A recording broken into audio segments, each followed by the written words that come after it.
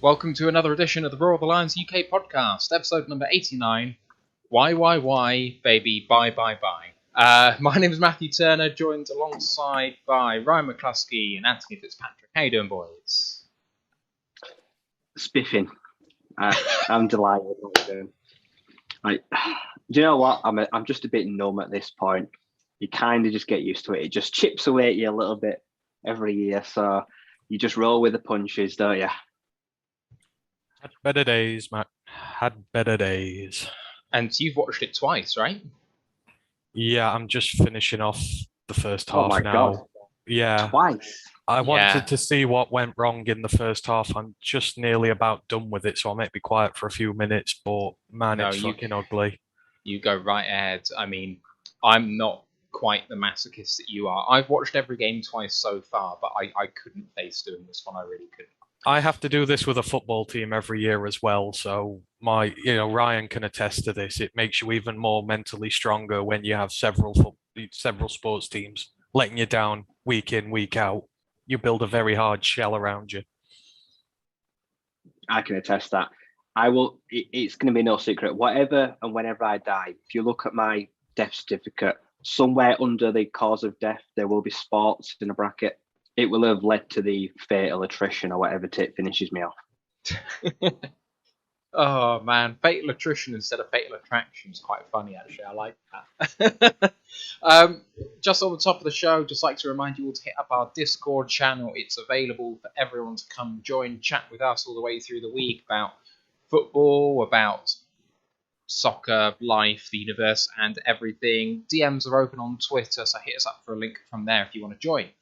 College football podcast coming up this Thursday this week. We're off for a podcast off on Thursday, but the college football podcast is moving to that day. And what can we expect on that day, boys? A big game in Michigan this weekend.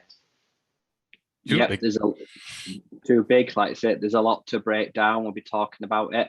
We'll now be turning our attention towards, like I say, head coaches. There's been a few more dismissals. Things are heating up. Also, the race for the Heisman has fully kicked in. We're going to be giving, like I say, some of our favourites. We're going to be giving them some hypothetical odds, where you should hedge your bets, any outsiders to look at. All positions, like I say, whether it's favourite teams, anyone that can actually realistically get there. But no, we're going to, where you place your bets, like I say, put a few chips on them. Some of them, like I say, one of these ponies is going to come in, and some people are starting to pull away. Like I say, we saw some fantastic performances right now, and there are some real names putting themselves out there in serious consideration. We're going to talk about them and look at the games. Like I say, we're down to even few unbeaten teams. Are any going to survive? Who knows? Yeah, an absolute lot to go through this weekend. Two big Michigan rivalry games, actually. The two smaller ones played against each other as well. There was a game that put up about 120 points. It's absolutely mental at the minute. We'll go through that. We're going to update all the leagues and that as well. Just let people know where teams are doing in the leagues, what the situations are looking like at the top there. They're none more so complicated than the league Ryan's team lingering. No one wants to win the Pac-12 this year, do they? No, it is a mess. So there we go. Look forward to that on Thursday, boys. Don't forget to like the video. That would really help us out. Subscribe to the pod on YouTube or Twitch or your podcast provider. We'd really appreciate your support because, we are now official contributors to the Lions Nation Unite app. It's still a really big deal for us, and you can look forward to some really cool interviews coming from the back of that. So keep your eyes peeled. I know it's a hard graft supporting the Lions sometimes, but good content coming your way. And just like to finish off by making sure that everyone knows about the Detroit Lions podcast, 24-hour show starting Friday, 9 a.m. Eastern Time. That's 1 p.m. UK time they're going for. 24 hours straight in aid of St. Jude. If you can't remember it in the UK, remember, the 5th of November is Detroit Lions podcast 24-hour podcast day. They're going to have some really great guests. They're going to be auctioning off some gear. lots of signed balls by players. I think they're going to have a few former coaches on, possibly Jerry Jacobs too. I can't quite remember exactly who's going to be on there, but I'm sure for any amount of time in that 24 hours, you can watch it, donate to the cause. It's for St. Jude's Children's Hospital in Michigan, so it's a really great cause. They would appreciate your support, and I think we should all go and do that. So, we're behind you guys. I hope it goes well. Right, let's dive into the news before we go into talking about the Eagles game. Deshaun Hand was activated from injured reserve this week and did play in this game, so that's good. He's made his window. Decker, noticeably, still not been activated. He's got until Wednesday, or he's done for the year. Tight end Brock Bright, safety Jalen Elliott were elevated from the practice squad for the game.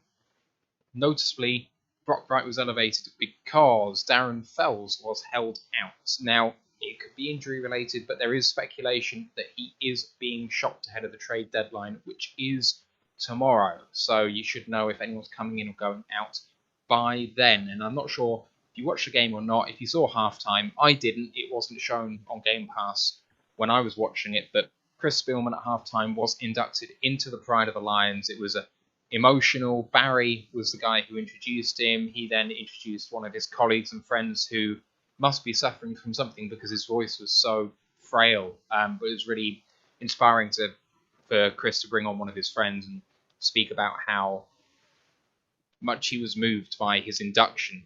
But unfortunately, guys, the stadium was 60% full at best, maybe not even that, maybe 40%. I mean, it apparently was the lowest attendance since 2009, and I just want to take the opportunity to kind of say this, because it's something which was said to us when we became contributors for the Lions Nation Unite app. And it was sold to us on the basis of this. It's not about the wins and losses. It's about giving everything that we can to the Lions, be it our own fandom, be it to the fans themselves, that no matter what happens, you support your team because that is who you support. None of this fair weather stuff. We don't come from LA where we have the benefit of being able to support a new team every 5 years, or when one team doesn't play well, you just go and support another one. It's not like that for Detroit. You support the Detroit Lions, and that comes with the pain. You signed up for this. And you know what? They will come good one day. They will. I firmly, firmly believe it. And having supported a Premier League team, so not a lower league team like these guys who really do go through it sometimes, but having supported a Premier League team that went without a title for 30 years, and it, felt like it was pretty hopeless supporting them at times. When you do win, I can tell you from experience how sweet that victory is. I know this sounds perhaps like a lecture, but I'm telling you right now, if you flake on the Lions, if you do not show them the support when they're down, like you guys did in 2008, the 0-16 year, we've all heard about the fact that the fans stayed there. Calvin Johnson has spoken numerous times about the fact that the fans stayed with the team. And it broke my heart to see Ford Field so empty, boys, especially for Chris's special day. No, I agree. Like you say, it was disrespectful to Chris Spielman to just not turn up, even if you didn't want to watch the football, even if you don't feel like there's a reason right now to watch on the field. Like say, if you don't want to hear the Fords, like say, there was a very limited speech. Like say, if you don't agree necessarily with everything that the owners do, just for him, like say, you could have just gone there and support to him. It's Halloween. Things were going on. Like I say, people were in good spirits in costume. There was things there other to distract than what was happening on the field, even if you don't like it. There was still very much a reason to go. Like, I feel like people staying away is them trying to make a message, like say, but all they're doing is hurting the players. The players must have come out of the locker room, looked around and thought, well, this is not a crowd, like say, we want to play in front of. We need something to get behind us, especially when the game got hard, the boos started ringing. Like, it was just really disappointing. And we've been speaking in the Discord. If things like this are going to continue, like, I do agree there needs to be a little incentive. Maybe prices do need to drop a little bit. The owners have got to give a little bit of leeway too to try draw some crowds in. Like say, you've got to get some back in behind the boys. I know pandemic revenue was lost, but I think right now the team needs the fans as well as the fans need the team behind them. It works both ways, but it was just a real dang shame, like you say, because like say 30-40%, 10 years one of the lowest crowds. Like say, it was painful to watch in and off the field, unfortunately. I mean, I remember very vividly not the opening press conference, but when I think it was the public training session during training camp at Ford Field, and Dan gave a speech to the crowd, and he said, "We will provide effectively the paraffin. You need to ignite it. You need to be that 12th man behind us."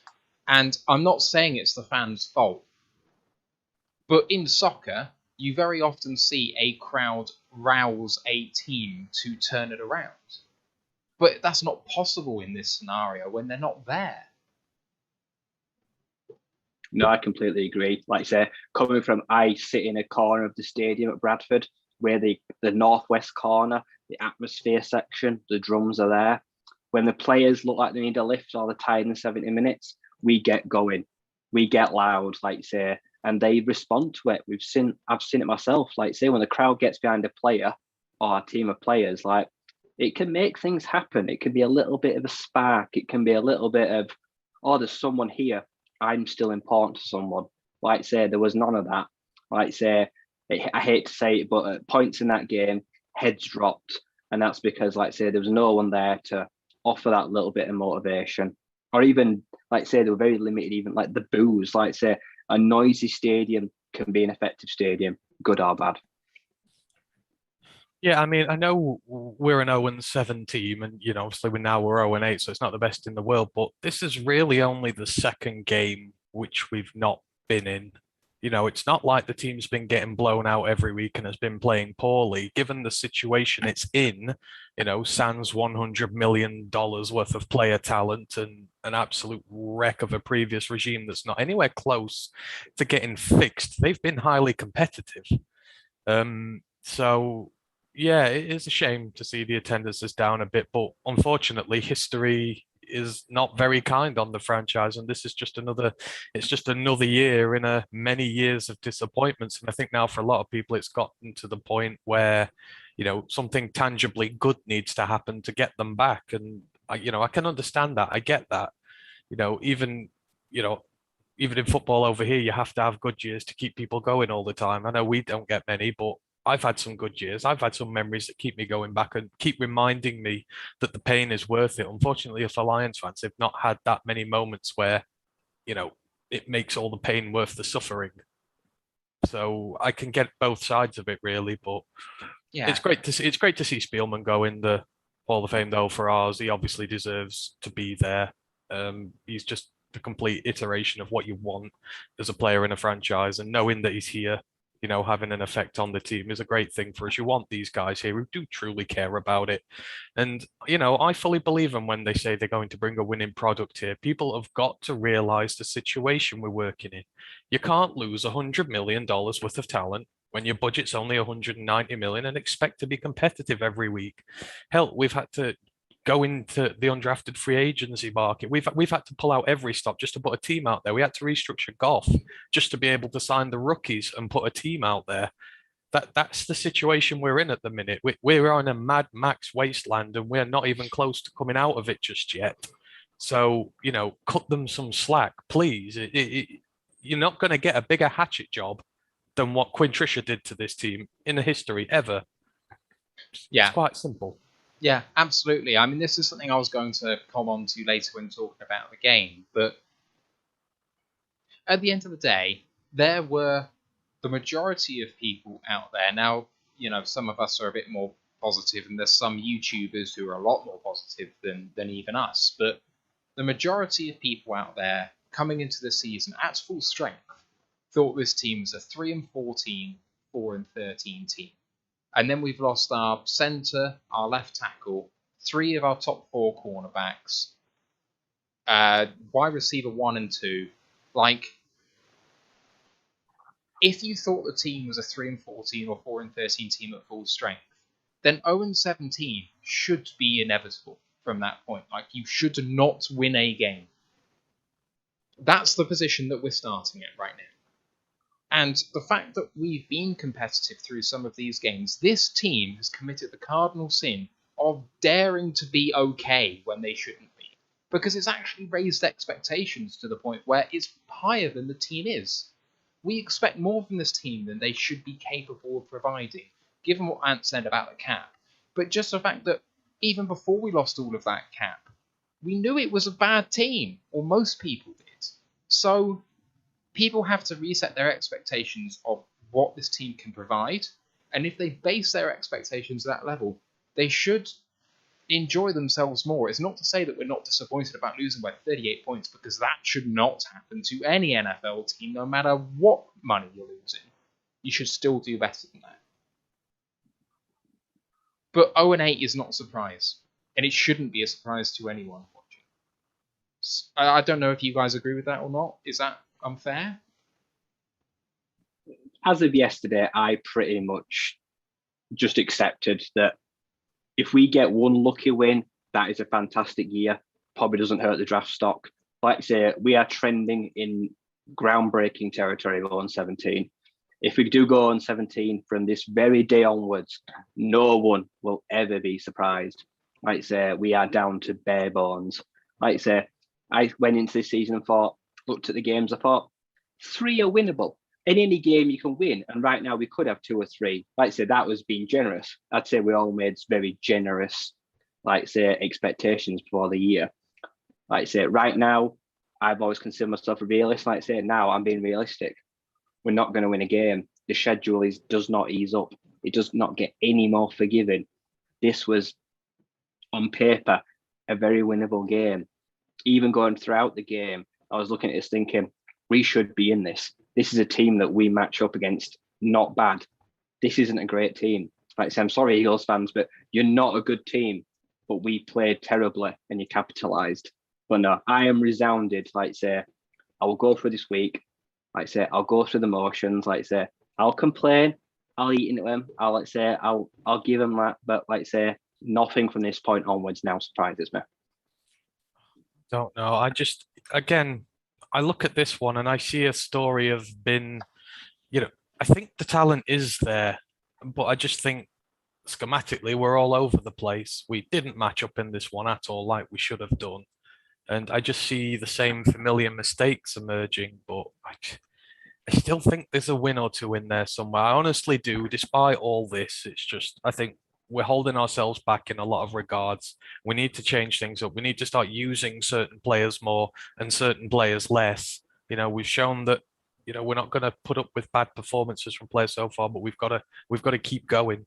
The younger players are still showing through well enough when given the opportunity. It's actually the vets that are letting us down at the moment, not the young guys. So I don't know. I am resigned to it's going to be a 1 or 2 season win at most. I mean, I think I said about 5 or 6 at the start of the year, but it's down to 1 or 2. If we can catch someone on an off day, if we are able to put two halves together where both sides of the ball are as competent as they can be and catch another team on a bad day, there's a chance there. But this was a big blow. This one was. It really, really was. I think it's got to the point for me where if you offered me 1-16, I'd snap your hand off. Yeah. Just to make sure that we get the win. I do not want to be that first team that's 0-17 because someone's going to do it. It better not be us. Well, I want to see the win more than anything, and because I'm seeing the divisive sect of the Lions fan base come in now, and these losses piling on, and now people are having a go at Campbell, people are going at Holmes and his silence, and I don't think they deserve that given the situation they're at. But losses give fire to these who would seek to, break us apart as a fan base. They're trying to create an even bigger, unsettled, portion in here. And losses don't help that cause. So we need that signature win in there somewhere just to give credence to this regime, just to keep people believing in it. Because I think, there are a lot of people out there who are seeking to cause disquiet and have been moderately successful so far. Yeah, right. Let's talk about the game, shall we, and get this over with. Inactives. I mean, I already talked about Darren Fells, the other 2 big ones. Jamal Williams, he had a lingering injury all the way through the week and couldn't make it. That was a big blow. But perhaps bigger was Nickelback AJ Parker, the undrafted rookie, couldn't go, and he's been doing really, really well so far. So that was a big blow. Obviously, the game ended up 44-6. That involved the team going behind by I don't have the play-by-play. Where is it? What were we behind in total? 41-0 before we managed to get on the board. And our only scoring opportunity was a missed field goal, and I know that everyone was going mad about that, but it's hardly the biggest mark on the game. Just going through this, I haven't done it forensically, really, but it escalated. It clearly escalated until the Eagles kind of backed off. If you have a look at the quarterly scoring, it goes 7, 10, 21, and then 6. They were stacking scores, and the Lions really looked like at some points in this back end of this game that they had given up, even when the game potentially there were a percentage points of chance that we could bring it back. Midway through the third quarter, about 17-0 down, or maybe 24-0 down. You think there's 3 scores, 3 conversions. You're hanging on to hope at that point. But especially people, so Dan Campbell in his press conference afterwards highlighted Jalen Reeves-Maybin as someone who gave effort all the way through the game, trying to force a turnover even deep into the fourth. But what I saw from people was maybe guys who were giving effort in the first half who then gave up in the second. But the guys who were playing through the first half, showing up maybe a basic lack of intelligence. Jalen Reeves-Maybin, especially, reading the run, was horrific in this game. Just taking the wrong gaps. What are you doing? This is basics. I think you could look at the stats and say, okay, well, Hurts threw for 103 yards. And we lost the game by 38. That shouldn't happen. But it's too easy to say that. What is true for me, I think, is that we failed at all of the basic fundamental things. And I know fundamentals is a triggering word to most Lions fans, and maybe I am trying to trick you, but none of it was there. Was it? Was there any redeeming features from this game at all? Let's start with any good that you can possibly bring up. Any redeeming features whatsoever?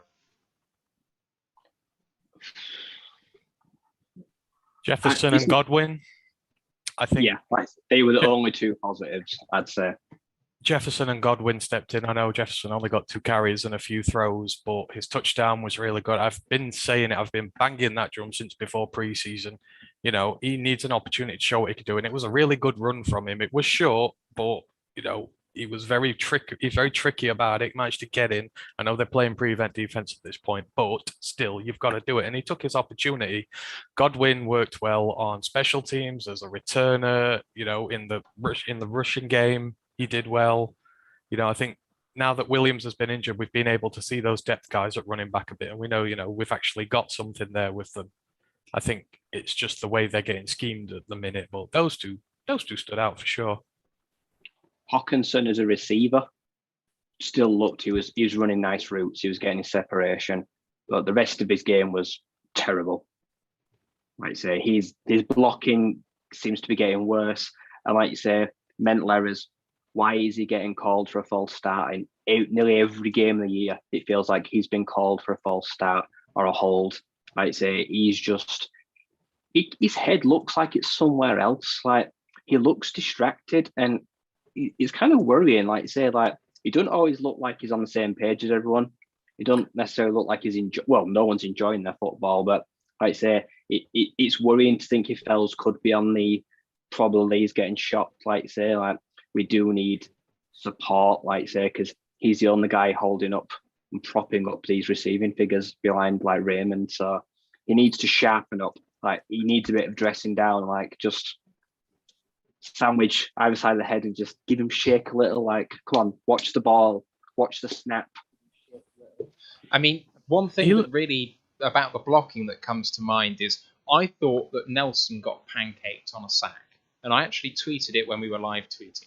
But Nelson didn't get pancaked at all. Hawkinson was meant to help on the block, didn't actually help on the block, and then stood on Nelson's foot.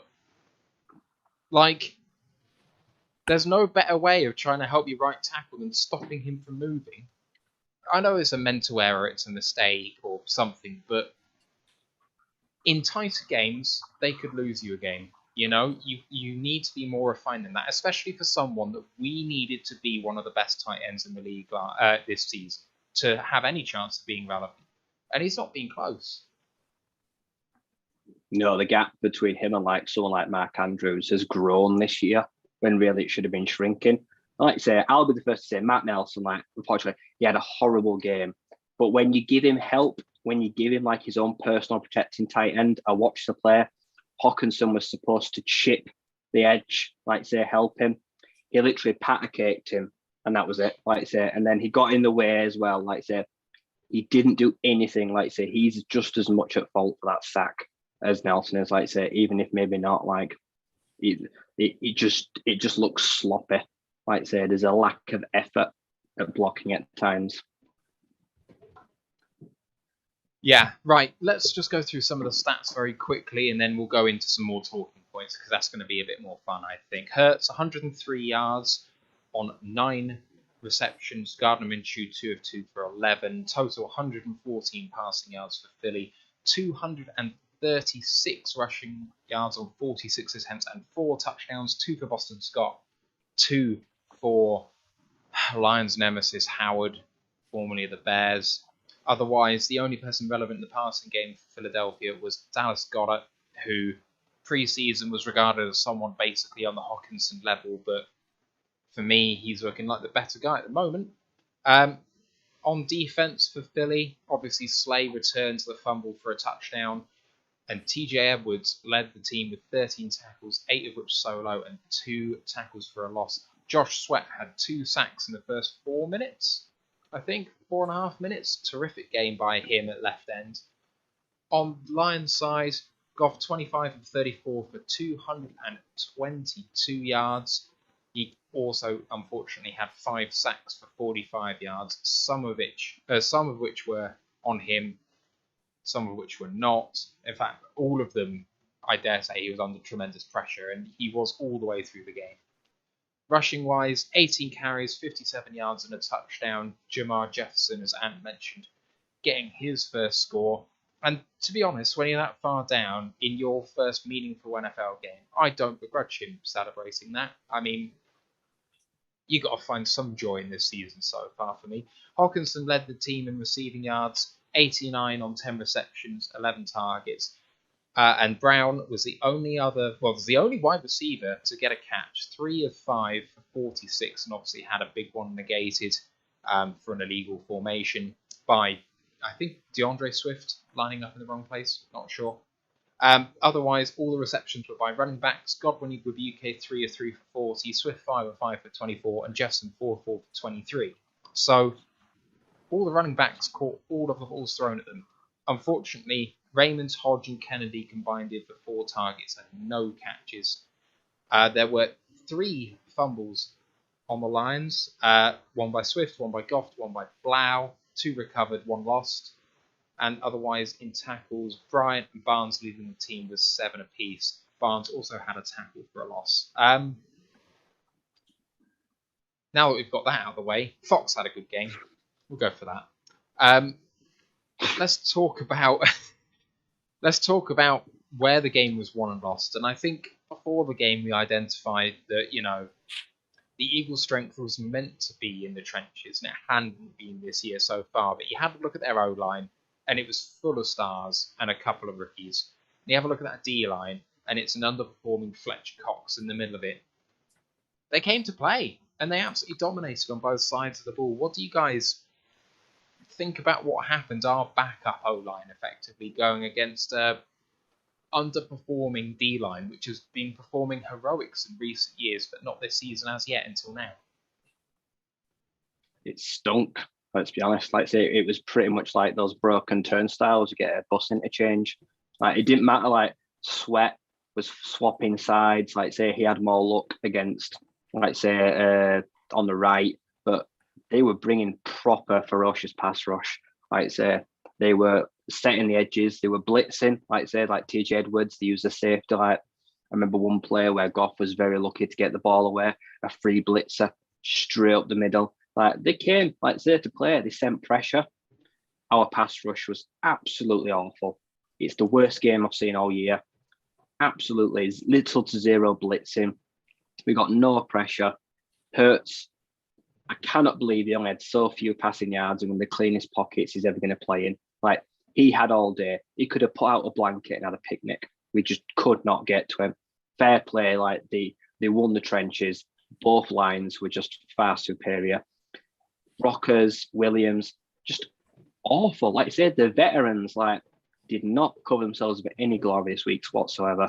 The younger guys did well, but those guys we really need on. Like say by midway, halfway through the game, Rockers like he'd flat out given up. He just did not look interested. Like say later on, he was slow, lazy. He got that really important encroachment. Like say that kept the drive alive. Oh, that pissed me off. Like, he is someone that should not be doing that. He should not be stepping over that line. Like I say, and it was just a bad game. Like I said, talking the line, the offense, like for me, like Anthony Lynn, this was a bad game for him. The play calling was really bad. There's only so many times you can keep trying to screen that doesn't work, and you get more and more predictable.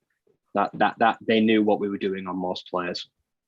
Like, it was just a bad game. Like I say, still looked okay. Like I say, for the last 4 weeks, he's grading at like 80, which puts him, like say, top 10 for tackles. Like I say, he's still holding his own very well. Jonah Jackson had a rough day at times. Like I say, the interior of that O-line really did get worked in between the guards and the centre. Like, they tried to do that, and they had a lot of success. Like I say, we started too slow. Josh Sweat came flying out of traps. Like I say, his second career game, like I say, with multiple sacks, and it came within about 3 minutes. Like I say, he pass rush, like I say, and Goff doesn't throw the ball away when he's supposed to, but does throw the ball away when he's not supposed to. He does not help himself, does he, like I say, when he's getting chased down.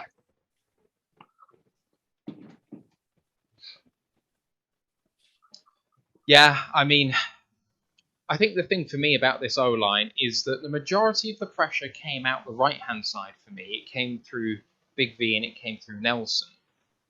And what happened was Goff was retreating so far into the pocket because he couldn't step up that the pressure which Saul is feeding around the outside is going straight into Goff. And, normally the quarterback wouldn't be 10 steps back, 11 steps back. And sometimes this season he's been doing it voluntarily. But in this game, he was being forced to do it quite a lot. And just there was one very notable sack where he saw the pressure coming from the right, tried to spin to the left, straight into the man. And that isn't on Goff, because as bad as it looks, he's trying the way to escape on his blind side, where he's just hoping that there isn't another man coming. And, I mean, there's a chance that might happen.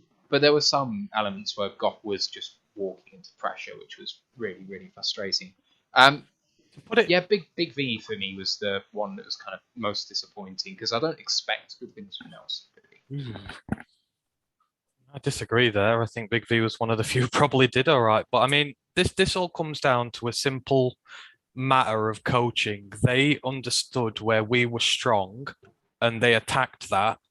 We, for some reason, didn't adjust to how they were hurting us. Now, they know that we're strong in the run game, so they brought a lot of pressure in, a lot of blitzing. They stopped that from happening, and they forced us into a lot of third and longs, which we're no good at. In our case, they just kept running the ball at us, and we weren't using our most important guys on there. So, like I said at the start, I've been through this first half. I'm not watching the whole damn thing again, but I've been through the first half because it's 17-0 at halftime. Game's over then. We ain't coming back from 17 down while Goff's playing, because all we know is that we're going to go away from the run and we're going to put it on him. And that was the case. Swift got 12 rushes.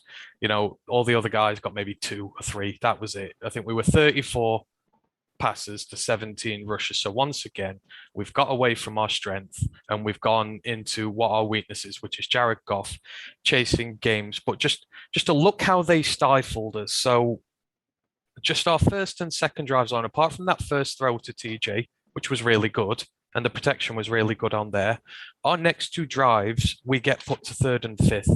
We get put to third and fifth in the first. 2 runs.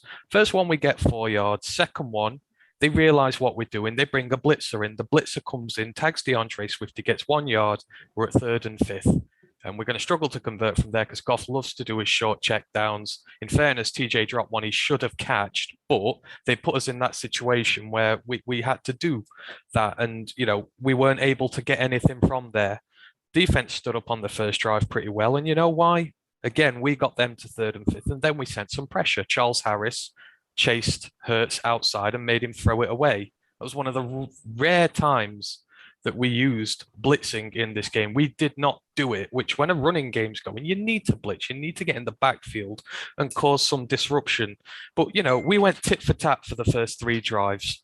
But our second offensive drive was terrible. We got a first down, but then Swift gets stuffed for a run. No one was blocking. We're at 2nd and 10. What do? They send the house at us. Nelson gives up his first sack of the day. He got abused by Josh Sweat, put us back to 3rd and 13. What are we doing in 3rd and 13? We're chasing the game. We can't work from there. We send out a screen pass. You're not getting a screen from 3rd and 13. They know what we're doing. The play is diagnosed before he even throws that pass, and we get nowhere. And we miss the field goal just to add the icing on the cake from 43 yards. I'm not blaming Siebert in this one, but, that's the first time that he's really missed one this season. And this is all about momentum. But our second defensive drive, this is one of the ones that drove me mad, because we're starting with 4-man fronts. We didn't even start trying to play a 3 like we normally do. Aleem McNeil is nowhere to be seen, despite the fact he's our best run stuffer, and that's what he's in there for. There's no blitzing, there's no pressuring, and they just go to town on us. So they run it regularly, then they get the jet sweeps in with Jalen Reagor, which we don't pick up, and I'm sick and tired of seeing jet sweeps that we don't pick up. Every single goddamn time. There were 2 in that drive alone, and we did not get either of them. But Williams and Brockers are playing on the inside of this 4-man. You're like, where the hell's Levi? Where the hell's McNeil? You've put 2nd and 3rd round draft picks into them. They're the better players there. Brockers works better when he's on the outside, not in. They did absolutely zero against this. We go downfield. We've got no blitzers. We blitzed once. That was when Aurorier gave away the penalty. When he chased Hurts out, he held. So what would have been a big loss? The turn that got overcalled. It was offsetting penalties. Then it wasn't offsetting penalties. But the play before that was the one what I posted in our Discord chat earlier. We rushed 4. We sent no other blitzers with him. They just soaked up the pressure. Hurts has all day to throw. There's 5 guys in our secondary, 2 receivers. They still win. Why the hell are we not sending more people there to pressure Hurts? We did it the next play. And if it hadn't been for that penalty, we'd have had success with it. But no, they run it in. And do you want to know who's not in there? Aleem McNeil is not in there again on the goal line. Pennicine is in there. He doesn't even put his head up to see where the runner's going. He gets pushed out wide. Levi gets held up, and there's a big-ass gap in the middle. There's only one guy in the end zone, Alex Anzalone. Doesn't see it, doesn't cover it, in it goes. It's terrible play. That's one of our senior guys there. He's there designed to do that, but they just abused us on the line of scrimmage for that one. It was absolutely infuriating to see that. And then for me, the biggest one, our third offensive drive right after that, this was just a typical of what we've been known to become under Lynn now. So the first one, it's a run play. Under pressure right away, Sewell loses his battle on the outside. The pocket collapses. Swift goes up the middle. There are 3 Philadelphia defenders waiting for him at the line of scrimmage. Not one of them is part of the initial 4-man rush. That's how aggressive they were to our run game. They knew if they throttled that, they would stop us from playing. Now, 3 guys at the line of scrimmage when your 4 guys are already up there, that's a lot of men to put towards that. And because of that, we're at 2nd and 10. What do? We go for the screen pass again. Again, Goff looks out wide. They diagnose it straight away. 3 of their guys diagnose the play. They go out. And you know why it doesn't work? Because Goff gets it out his hands so quickly that Penei Sewell isn't able to get out there to provide the coverage. Our 2 receivers are out there. Sewell's meant to be the 3rd guy. And I put a graphic up on Twitter last week of Sewell and how quick he is. He was at the 2nd level against the Rams before Swift got a handoff. He throws it that quick. Sewell's not out there to get his block in time. So the extra guy goes in. Screen pass is busted. What do we go on 3rd down? We're 3rd and 10. They send all the pressure in the world. They send the house at us. And that is when Sweat tossed TJ aside, stamped all over Nelson, and sacked Goff. That is the epitome of what they did to us. They just blitzed us to hell on the run. made us pass it, put us in long situations on third down, and then just sent the house against Goff and sacked him. That's really how easy it was. And on our defensive side, we just did not learn. We did not send blitzers out. We very rarely use McNeil in there. One of the few times you actually see him in there, he sheds 2 offensive linemen on his own and he takes a tackle for a loss. That's one of the few times you use him in there and he's not there. And it absolutely infuriates the hell out of me. You know, Penasini outsnapped him in this one. I've got no against Penasini, but why the hell is he outsnapping Aleem McNeil? He should not be. He's by far the best guy you've got in the run. He is designed to plug that gap in the middle, which they abused so much that entire half. And it was just every single drive was the same.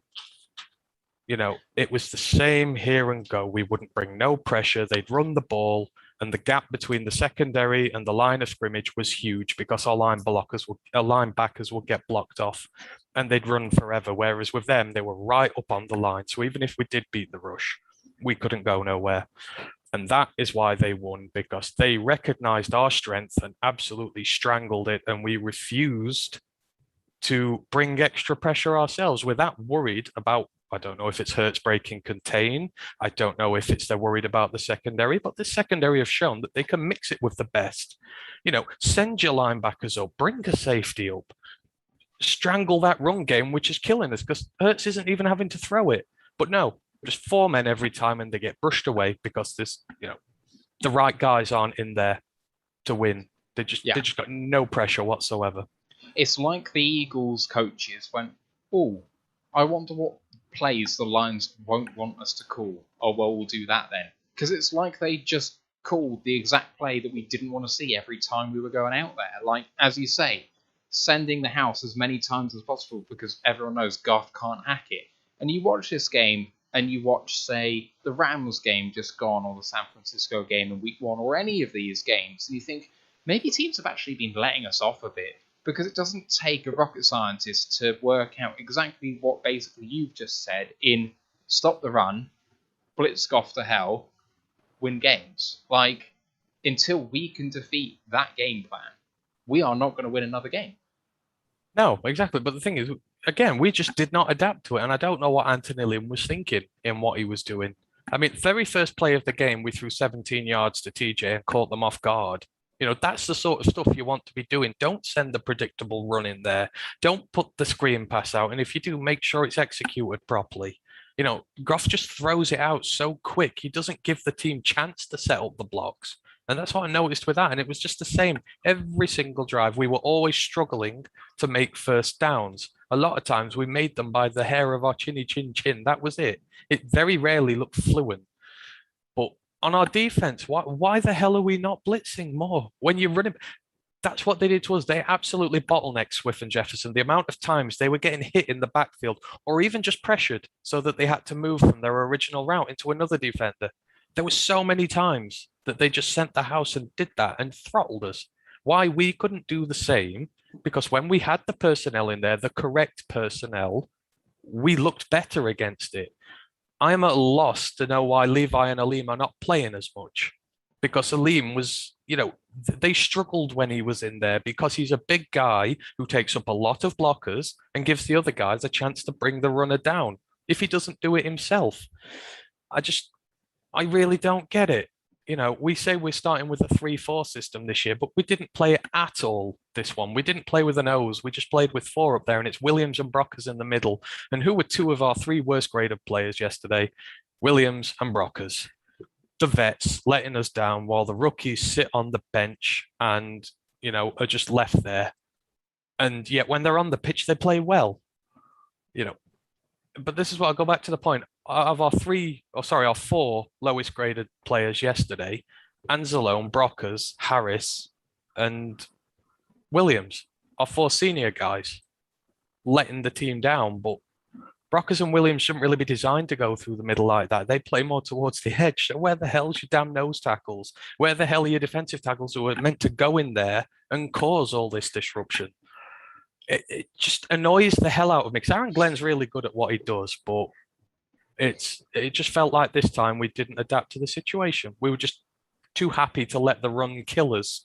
and they were blocking really well. So bring more guys in.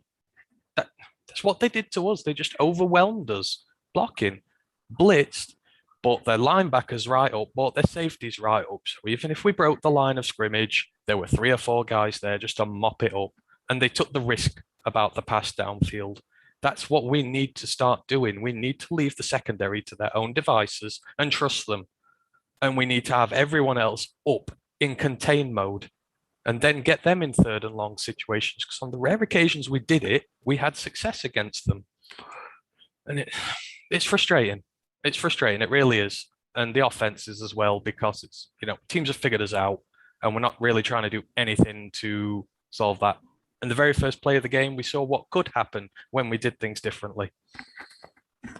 And after that, second half was just a loss, because when you're that far behind, you're away from your offensive game. When you take us off our run game, we're dead.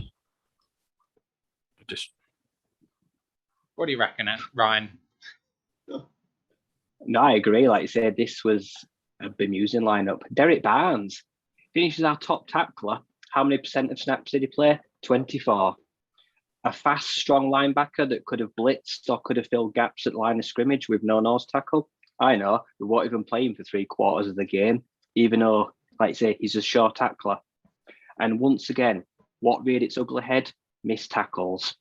There was, I think it was either a jet sweep or a run to the outside. Anzalone, first guy in, terrible angle, just dives with his arms, misses. I can't remember if it was Walker or Harris. Next person came up, missed tackle. Like I say, they just swung their arms at it.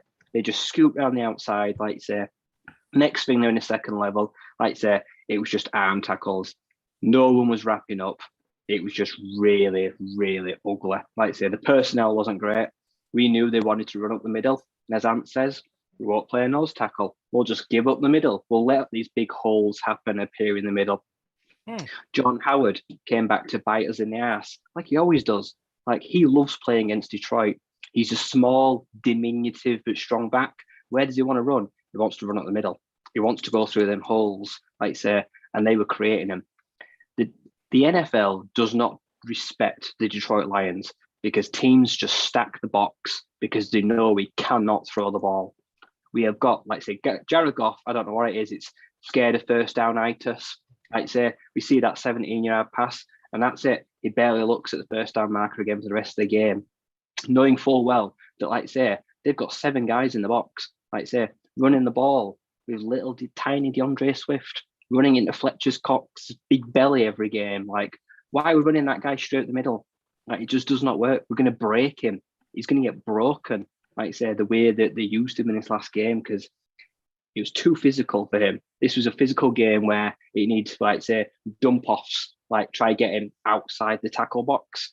We just could not do it. Like I said, the pass rush was too ferocious as well. Like I said, Goff crumbles under pressure.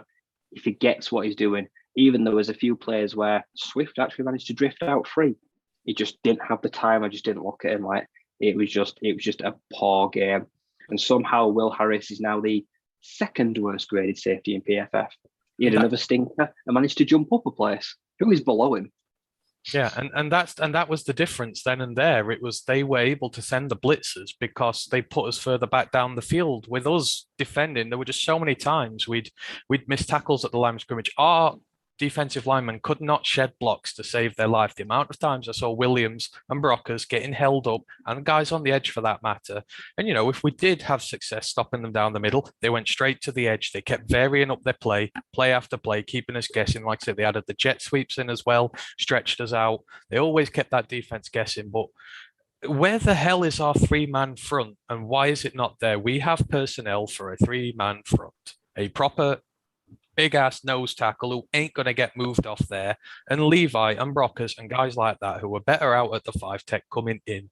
And then you can use your linebackers to come up and blitz. Barnes, you mentioned there, is another good example of a rookie getting criminally underused. You said, 25% of snaps? He led the team in tackles. He was the highest graded defender who played out, in the team, and he was the highest graded run defender. The one thing that killed us, and we've got our highest graded run defender, the fast guy who can get after linebackers, sat on the bench, as well as our premium nose tackle and one of our most disruptive tackles, all less than 30 snaps in the game, which is an absolute travesty. And yeah, I just don't get the thinking behind that, but they were always getting 5 or 6 yards. And that was just what made the game so much easier for them. So when you're 5 or 6 yards down, we can't blitz as much because there's less room for them to get the first down. There's less error for us to be there, but we at least needed to try. At 3rd and 1s, they were blitzing us. They just kept going at it, knowing that if they stopped it, that we were done for, and they did stop it. And what happened? We got blown out. And we did not adapt to the way they play. And it's just really, really frustrating. The rookies are doing really well this year. The vets are not. So stop giving the vets all the playing time. So Reeves-Maybin didn't have a good game. So why he's starting over Barnes and why he's playing over Barnes, I don't know. Yeah, so Dan's just come in saying Barnes' tackles did come in garbage time, though. And just to say back to that, that might be true. But the thing is, the Eagles were still dominating us even in garbage time, right up until maybe the last 4 or 5 minutes of play. And actually, when he came in, he was one of the few that actually stood up. And actually, I'm going to go one further than that and say in this game, when you know that they want to run the ball, that that's where their strength is as much as it is our strength, don't just go one nose tackle. Go for a 3-4 front or a 5-2 front as we play it. Go with 2 noses. Play Penasini and McNeil for a majority of the snaps, and only have one of Williams or Brockers on the field for the other spot, because that's going to give them even more problems doing exactly what they want to do. Boston Scott doesn't get 5 yards per carry up against that front; he just doesn't. So, if the Eagles, if Hurts beats us with his arm against our secondary, you shrug your shoulders, you throw your hands up and say, "Fair play, we lost because of our perceived weakness." But we lost because of our strength, because our scheme didn't work. And that's the most infuriating thing. Like Ant says, you got to trust the guys on the team to execute. But they didn't. And then they stopped trying to combat the Eagles' strength. It was so frustrating. But I want to come to one thing that I got highlighted big here, because I think it's something which is potentially overlooked. And you guys probably would shoot this down straight away. I don't know. Before the game started, we said about this Eagles team, 2-5, they're having a bad year. We talked about their players, seems pretty good. Is it that the Eagles are as bad as everyone thought they were, or have they just been performing badly, but are actually a good, but have been badly coached team up until now? Are they better than everyone thought they were, and we just underestimated them? I don't think so. I don't think we underestimated them. I think, as Dan Campbell put it, he got out-coached. And I think that is simply down to it. They literally throttled our offense. And when that defense has to stay out on the field, it gets gassed. It stops being effective. The reason we were so in it against the Rams was because we managed to get longer, more sustained drives in there, kept the defense fresh, so that when the Rams did keep coming out, we were able to hold them at bay a bit. But again, it was just the same with this. Our first 2 drives didn't last that long at all, and then they had the really long one for that first touchdown, and then we didn't respond in kind. We went 3 and out with that horrid drive. They're back out there again. I think they tired the defense out and then just ran the ball down our throats. I don't think there was anything particularly special about the way they did it. They didn't have to throw that much. I think we just played into their hands by not blitzing, by sitting in, soft coverage, allowing the easy throws as and when they needed them. But we didn't bring guys up. Like I say, when they beat our line of scrimmage, they'd have 5, 6, 7 yards to run into, make some good gains, just keep the chains rolling. And we did not adapt to that. I think it's on our coaching. A lot of this one is, I know the players were bad, but I've looked at it again and I've just seen the way that they dealt with our offensive drives to the way we dealt with theirs. And they were 2 completely different concepts. And I think if we'd have blitzed more, because we saw it, Charles Harris nearly got one. Like I say, the few times we blitzed Hurts, he looked uncomfortable. And I know there were a couple of times he broke contain. I know Harris, was a gnat's whisker away from getting a sack on him on one. And I know there was one where he juked bloody Will Harris, which was terrible when Harris had a free shot at him. But, you've got, in that situation, just keep going for him. You're forcing him out the pocket and making him uncomfortable, because on both those plays, he ran, but he wasn't able to make throws, and he didn't look like he was going to do much special. But we thought, oh no, he's broke contain. We've got to go soft again. We can't go in there with the blitzers. Just keep going after him. It really is. It was the formula that was working. And we just did not adapt, and we had the wrong personnel in there. I don't ever want to see Williams and Brockers in there as the two inside guys again, ever. You know, like I'm with you. I'd put two nose tackles in there. I'd put Penasini and McNeil in. They're two big guys who take up a lot of blockers. And the one thing Ali McNeil does better than everyone else on that defensive line is shed his blockers and get to damn tackling the runner. It was clearly obvious the guys in there could not do that because they kept getting past the line of scrimmage because no one could tackle him. Can we get Ant's blood pressure medication on standby? This is what happens when you watch the game a second time. This is what happens when you watch the game a second time. But at least now I know why they ran all over us. Yeah. You know, I've sat and looked at it very thoroughly, and it was just disturbingly easy how they were able to overcome us in this. And I'm at a loss as to why Glenn would not adapt to it. That's the one thing I'm concerned about with him this year. He's been very good, but I think at times he's sometimes too protective of that secondary. I think the young guys back there who've been playing very well in the circumstances and have earned the opportunity to go one-on-one a lot more, whilst we try and pressure the hell out of a quarterback to stop them getting thrown at so much. And I think when we have on the odd occasion done it, it's worked. It's just frustrating to see us go back to the same old bad habits again. And yeah, there's not much more I can say without repeating myself now. What do you think, Ryan? Do you think the Eagles are potentially better than we thought? I'm not saying good, but I'm just saying underperforming, but on their average day would be a reasonable team in this league. They're not a bad team. Yeah, like you say, I think we underestimated their ability to do their homework. Like I said, they prepared for this game much better than we did. They looked at what we're bad at. They did the motions that we can't handle. Quez Watkins was moving around the line, coming back and forth. They were making guys follow them, which is something we're not good at. Like I say, they were moving their tight ends about, pulling the guards. There's one play where the tight end comes across the line. He smacks Charles Harris in the face, puts on his ass. Like they knew what to do. Like I say, they planned. They controlled the clock really well. They didn't score too quickly. They didn't want to. They extended these drives. Like I say, they wanted to run the ball. Like I say, they established the line of scrimmage. Like I say, they knew that they saw that we could not plug the middle to the hole. They saw we didn't have a nose tackle, so they kept dialing up these runs through the middle. Like I say, they schemed really well. Like I say, they kept us off the field. Like I say, they were aggressive when they needed to be. Like I say, they capitalised. Like I say, they got a turnover. Like I say, they knew they tackled well. Like I said, they were pretty sure-handed with the wrapping up as well. Like I say, on their day, they were just a far better side. Like I say, maybe they are better than that. They were better than that 2-5 record. They can be a reasonably good team in that division. Like I say, I don't think we underestimated them in a sense because none of us predicted that we would blow them out, but we thought we could potentially edge them, which is what we all predicted. Like I say, I don't think any of us were harsh of what we thought of them, but I think on the day, they just had our number in all three phases of the game, which, like I say, it just led to heads dropped, questionable coaching decision, like I say, penalties. Can we talk about getting called for 12 men on the field twice in the same half? Again, twice, like I say. We got an illegal formation at least once.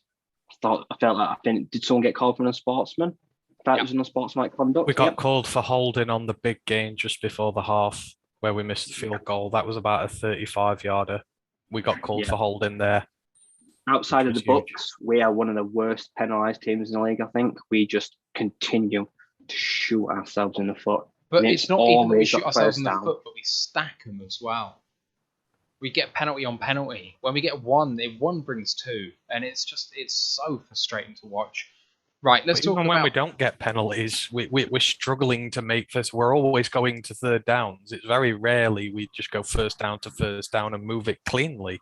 It's a slog, and it feels like a slog every time that we do it. It feels like the offense can never get comfortable because it's always been put in uncomfortable positions. And when you have a very inexperienced O-line out there, the last thing you can afford to do is be in third and long. Yeah, because there's going to be blitzers there that are just going to completely overwhelm you. And we saw with Nelson on the right, he's why he's a career backup and why he'll always be a career backup. He will get will give you the odd good game. And if he's your like tackle 4 or 5, you're happy. Yeah. But when he's your starting tackle every week, you saw why in this one, because he just can't deal with the big occasions and the big blitzes. And Goff just that cost us. It cost us a hell of a lot. I never want to see him start a game again, ever. So the reason that I said that at the start is I'm just looking at their depth chart again, and I don't see any reason why, especially if Dak is slightly banged up, why they can't compete in their division. I really don't. If you have a look at the individual guys, their biggest problem is coaching, and their coaching proved something this weekend. So, maybe that continues. But it's an incredibly weak division, though. Really? Okay, sure, it is. And, maybe 9-8 wins it, or 10-7 wins it, but I'd kill for 9-8. I'm just saying that we underestimated them when we came into the game. You have a look at this team, and it starts off with Jalen Hurts, Miles Sanders, who didn't play, but he's still part of the team, and he'll come back. Devonta Smith, Jalen Reagor, Quez Watkins, Greg Ward's a terrific WR4. Dallas Goedert at tight end, and then this line is fabulous. Mailata, Kelsey, Johnson as your marquee players, and then Landon Dickerson, who I think was centre 1 on most people's draft boards last year, playing left guard, and Jack Driscoll, potentially a weak link right guard, but, 4 out of 5 is not bad. On their defense, Josh Sweat obviously had a terrific game. Hargrave came into the game with 6 sacks and he's had a good year. Fletcher Cox has not played well so far this year, but he's still Fletcher Cox. Milton Williams behind those two as well. You've got Alex Singleton, who's a good player, Darius Slay, Kayvon Watkins, Anthony Harris didn't play, but he was obviously a part of that team, Steven Nelson. You've got one of the most reliable kickers in the league who's going to consistently put up points from distance. If that team starts playing like a team, I'm not saying they're going to compete for a Super Bowl. That is not the point of what I was trying to say. What I was trying to say is we went into this game going, oh, it's a 2-5 side, and they're not playing well. We can win this. And it's like, look at the players they've got. Yeah, but we didn't. We went in and, you're a numbers man, and the numbers told us that they're really bad against the run, which is where we're strong, and they are bad against the run. We had the perfect tools to exploit them there. And it also says that they struggle to score on offense at times. And our defense has been doing a bang-up job against a lot better offenses recently. This is all based on numbers. We had the right tools to get at them. And, because of the game plan, they schemed us out of it. They realized that we were really good on the run, and they were just brave. And, they gambled and went for it. And our offense can't move the ball. And they took us away from our strength. That's all they did. Yeah. If we'd have started that game better, if we'd have been a little more unorthodox with our plays, done some of the stuff they did, and really were able to imprint on there, keep the defense off the field, that's a completely different game. Now I know it sounds bad when we've just been blown out by nearly 40 points, but that is the be all and end all of it. They were very brave and they protected themselves by being brave. They didn't just sit there and go, right, we're going to stuff the box a bit more, try and stop them running against us. No, we're going to outright blitz them and stop them from running. Even if we give up some big plays, we're going to go out there and do that.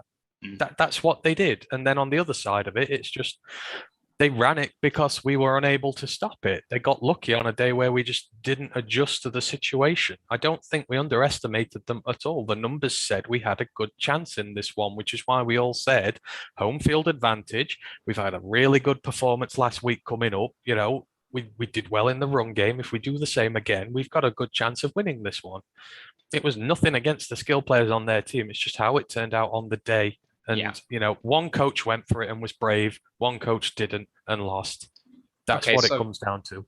Let's talk about some of the harder questions about some people under pressure on the Lions. And let's start with Goff. We've had our say on him, and lots of people have had their say on him. With how many holes there are in this team, can you definitively say that Goff is the issue, the main issue, part of the issue, the biggest part of the issue? For me, I would say that if you've got 100% of issues, he's maybe the biggest piece, 35% of it. Everyone else individually makes up the 65. He's not the majority of the issue, but he's the biggest part of it.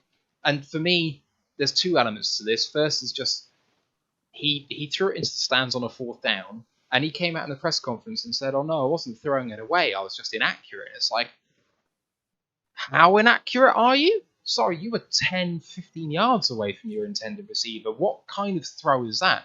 You sometimes get the yips and throw it into the floor. I've never heard of someone airballing it like that. It wasn't like it was overthrown. I mean, it was 15 yards to the right of where it should have been. So, oh my God. And just toss it up. An interception is better there. As everyone has said before me on other podcasts already airs, an interception gains the yards. Throw it up to your one guy, even if he's triple teamed. It doesn't matter. Just give it a try. So, situationally, not the smartest, or I mean, there's something properly wrong with him because he just can't throw straight. Or is he just playing scared? And what I mean by that isn't he's trying to protect himself. It's nothing to do with sacks or anything like that. Is he playing like he's trying not to lose the starting job? If you have a look at guys like Trevor Siemian coming in relief for New Orleans, if you have a look at Rush for Dallas, if you have a look at White for the Jets, these are guys playing with nothing to lose. They are playing fearlessly as if they can win the job from someone, and they are getting rewarded for taking those risks. Goff, to me, is playing as if he knows that his time is limited and he's trying desperately with his fingertips on the edge of the cliff trying to hold on. And he needs to realise that he has to win this job, not lose it. What do you guys think about Goff? I think, if I had to... God, sorry, you got first. He gets criticism, and rightly so, but I think a lot of the time he's the go-to criticism guy, and that's where you start getting sometimes a little bit of the unfair criticism coming from. I think you've just got to look at this with an open mind and just look at the facts in front of you. I mean, like yesterday, for example, this first half I've watched, you've got to look, is he directly responsible for the offensive drives coming to a halt? Is there an issue? The first one, TJ dropped what was a relatively easy one, which would have been a first down. That's not on Goff. There were 2 runs before that. He threw a good ball to him. TJ drops it. That's there. Like I said, that is not on Goff. The second one, so a run first down, nothing there. 2nd and 10. He gets sacked on the next one. Nelson did an atrocious job and he got sacked. That's not on him that Nelson can't block. And then third, Anthony Lynn chooses to call a screen pass. He's not out there blocking. He's not responsible for that. That's 2 drives done. That's not on Goff there. Third one, the one I mentioned to you earlier, was the same again. Run play, goes nowhere, puts them in a long situation. Link again calls a screen pass, again blown up completely, and then he gets sacked again. It's a little hard to blame him for this. I'm not saying that he's not absolvable of all blame because he dinks and dunks and all that, but you look at the drives and is he responsible for them coming to end? No. Because his runs, the offensive line aren't blocking properly. He's getting sacked because he's not getting protected properly. These are some things you can't have. Now, the other drives, can he be held responsible for those? He got sacked again on the next one, on the 4th one. There was a lot of, Hodge dropped, about a 20, 21-yard pass in and out that was a first down, and then the next set of 3 went the same way, and he ends up getting sacked. He didn't get helped in this one. No. I mean, he didn't fumble it. He didn't, throw picks or anything like that. I think there were a lot bigger problems at play here than just him. He did fumble it. Just want to say he did fumble it. Oh God, am I like, no, Swift fumbled, didn't he? No, well, Goff fumbled, but he fell back on it. He recovered it. He didn't give it away. Yeah. He didn't give it away.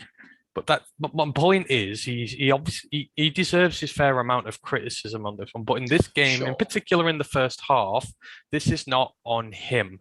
It's the situation he's put in. And yes, he may throw short ones, but again, he had a few drop passes in there which would have kept our chains moving, and that's not on him.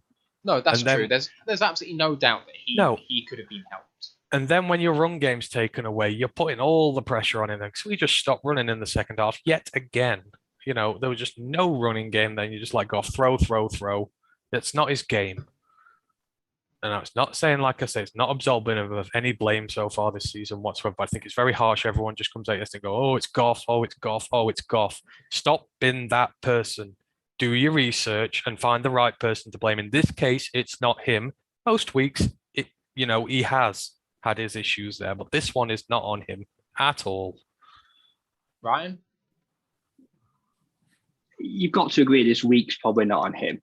But if you look at the season as a grand whole scheme of things, if you're talking about 100%, a big chunk like 40% is on him. Now, you're agreeing, like I say, he's playing scared. Now, like I say, Goff should be playing balls to the wall. He should be going, if I'm going to go right now, Jared Goff, he's losing his place as a starter in the league. There's no guarantee in 2 years he will be playing in the NFL, because right now, this is an audition. He's failing badly. Like you say, he has got to take more risks. Like I say, he has got to push the ball down the field. Like when he has the chances more, he's got to just be a little bit more composed. He knows teams want to blitz, but like I say, when he smells blitz, his ass falls out. Like I say, and he's not athletic to bloody spin move out of like sacks. He cost on that sack at least a good another 3-4 yards by trying to scramble out of it. Like there's times when he doesn't understand, just eat it. And I don't underappreciate him. He lied. He full well threw that ball away. He didn't overthrow it. Like he said weeks ago, I'm going to stop gut punches. Like don't say things that you can't rely on. Like I say, don't make empty promises. I don't appreciate that. Like I said, there's things. And also, he must have seen these screens and thought, this ain't going to work, but they don't trust him. He should be going kill, kill, kill at the line. He should have the responsibility to change the play. He should be able to do something. Like I say, but they've done this playbook down for him so much because they don't trust him. His confidence has been crushed. Not that there was much there on him there, because like I say, the Rams discarded him. Like I say, they kind of threw him out with the trash. Like he must feel like that, but he's not playing like he's got a chip on his shoulder. Like he's not playing pissed off. He's playing like a bit of a child. Like I say, he looks like he's timid, and that just really worries me. I know we're stuck with him. I know this is not going to get much better, like I say, for the next year plus, like I say, and I'm willing to accept that. But there's going to be a point where he has to wake up and goes, I need to play lights out today. Even if I throw 3 interceptions, I've got to take some shots downfield. Like I say, even if you don't have the receivers, you can only use the excuse of not having targets so long. And that, unfortunately, that well is drying up for him very quickly. Yeah, completely agree. Like, let's turn our attention to other people who might be in trouble and maybe just keep it a bit briefer. This time next week, we're going to be doing our half-season review pod, so we may go into this in a bit more detail, but we've talked about how he's been put in good positions, Goff, how he needs a bit more help with the play calling. With that said, is Anthony Lynn in trouble right now? Because... Yeah. Quite literally. Yeah. We've seen... would you sack him mid-season? Would you actually consider getting rid of him? No, I would maybe just, if I was Dan Campbell, I'd look to maybe limit his play calling responsibility. I would, if someone else is going to have a go at it, then absolutely. We've seen what this offense can do when it gets inventive. We saw it against the Ravens. We saw it against the Packers. When the scheme calling is inventive and we keep the run game involved, we've seen that it can be good because Goff is able to function a little bit more in that style of offense. But, our problems in the red zone have persisted all season and not been fixed. He abandons the run game far too quickly. I mean, even if you're 2 or 3 scores down, you've got to stick with your run game because it's our strength and it's your best way of scoring points. And you've got to find a way to include it because we just become all so predictable when we don't.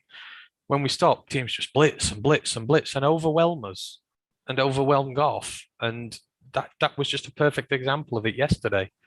The defense was fresh and they kept blitzing the hell out of us. So I'd say absolutely he's in a bit of trouble. I mean, when the appointment was first made, I was concerned because of issues that he'd had there. Now, obviously, he won me over a little to start with, but I think now we're seeing why I was a little concerned about when he first came here. He's just not adapting. And the offense is not adapting. I mean, how many times have we been shut out of a first half this season now? Is it 3? Or we're at 4? 4 first half shutouts in 8 games is completely and utterly unacceptable because those games keep getting away from us. What games were they? The Ravens. We could so easily have won that game. If we only even had 1 score in the first half, we could have won that. I think was it the 49ers shut us out? We came back from such a hole in that one. We nearly beat them, but we were so far behind because we didn't score early that it was impossible to get back. This one, 17-0. You're not coming back because you're destroying any hopes of running your proper offense. So something has to be addressed because the team have shown they can score points. They did it against the Rams. They got so inventive. They got so, they just mixed everything up and the Rams didn't know how to deal with it. And then we just seem to go back to square one again and don't seem to build on it. There were no fakes, no tricks, no nothing this week really of any skill. And that's on him. So he's absolutely in danger, but he's not near sacking territory yet. That would be wrong. Unless you've got great confidence in Deuce Staley to come up and do his job for him, because I assume Staley will be the successor when he's done. But I don't think he's probably ready just yet. He's doing a good enough job with the running backs. Let him carry on with that for now. What do you reckon, Ryan? I won't fire him because I won't give him the satisfaction of getting a payoff out of us. But if USC or LSU came to me next week and said, "Can we have him?" I'd be like, "Sure, take him. You can pay for him." Antoine Randall will be the next man up. I think the wide receiver coach would probably step in, like say a bit of Dan. The one player that sums up Anthony Lynn is the 4th and 1 of an empty backfield. We all looked at that play and we knew we're not converting that 4th down because we're a running team and there's no running back on the field. And lo and behold, what happened? Spread offense, empty back, like you say, turnover on downs. We never had any safe in that play we're going to convert in because Anthony Lim decided to take us away from our bread and butter. Like say, Godwin, over 200 pounds. Jefferson, over 200 pounds. You've got 2 big backs. Jason Kabinda, we have a fullback. Like say, we're one of the only teams that operate them. But yeah, we did not operate any of these personnel on a 4th and 1 to keep drive alive. He put it in the ball in the hands of Shaky McGee that, like say, just sees the lights and it was like a deer. Like say, and it just sums up like he won us over like in the first few weeks, like some razzle dazzle. Oh, we tried a flea flicker with Swift. We all thought he fooled us into thinking we could be a little less predictable this year. Nope. Like say, we're going to keep throwing Swift these bloody screen passes. Like say, two blockers, 3 defenders. Oh, one of them might miss a tackle. No, like say, we've become far too easy to predict. Like say, and now this watered down, washed out offense, like say, Goff doesn't have the capabilities to change things when he knows things aren't going to work. It's become that simple. Like say, he probably won't be here next year, and I'm now fine with that. I'm accepting that he's not the long-term future calling the place for Lions.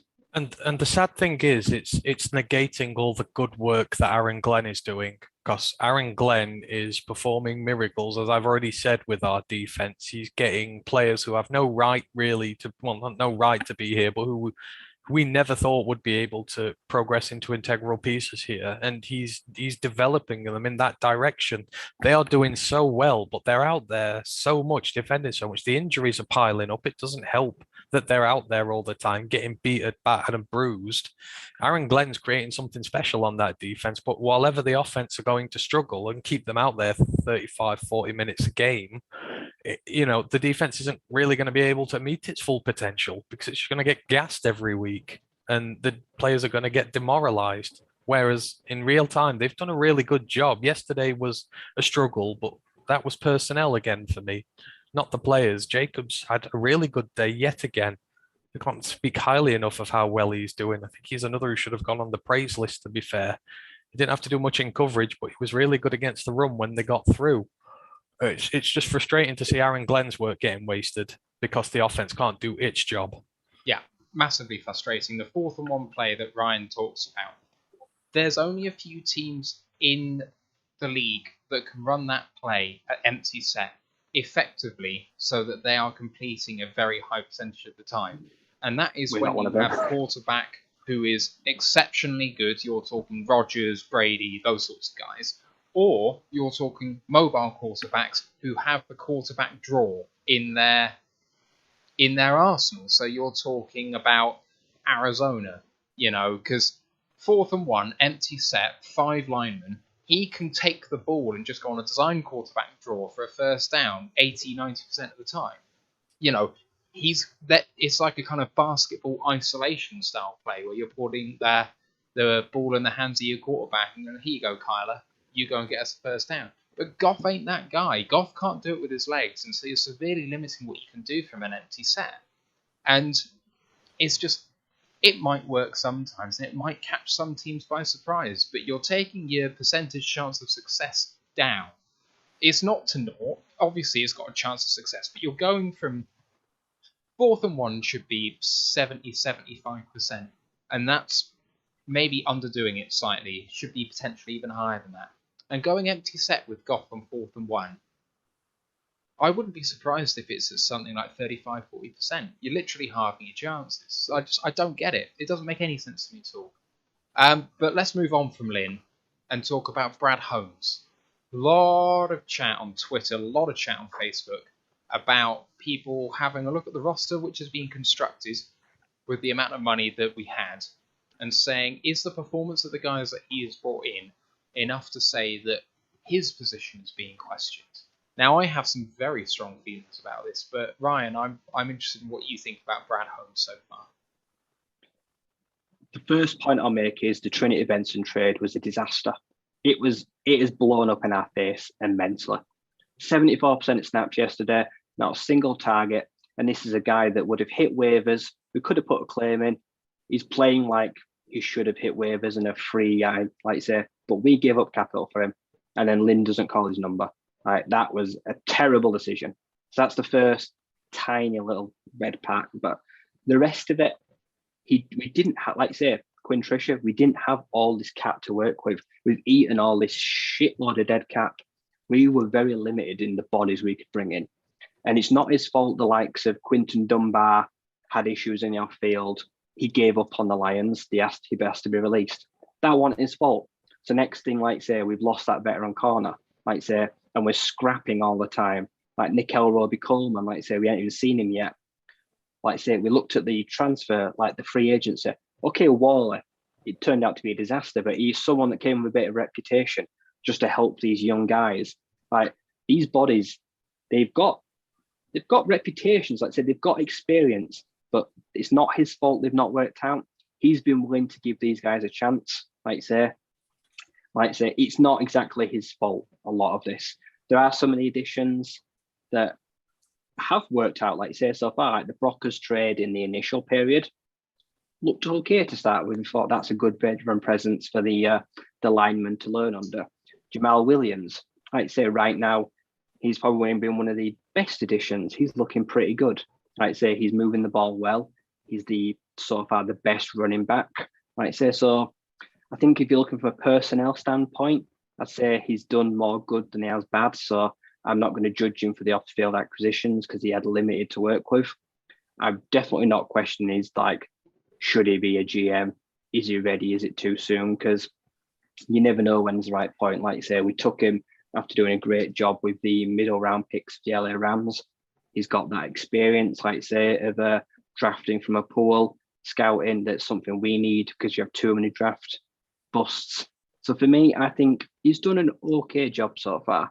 I'm definitely not going to jump on his back like too many people so far are jumping down his throat, like I say, and I think it's a little bit unfair. He can only control so much. When these guys get on the field, they have to justify their selection and what he saw in them. And right now, they're not all doing that, unfortunately. What do you reckon, Ant? Well, I mentioned this a few weeks ago when the descent started.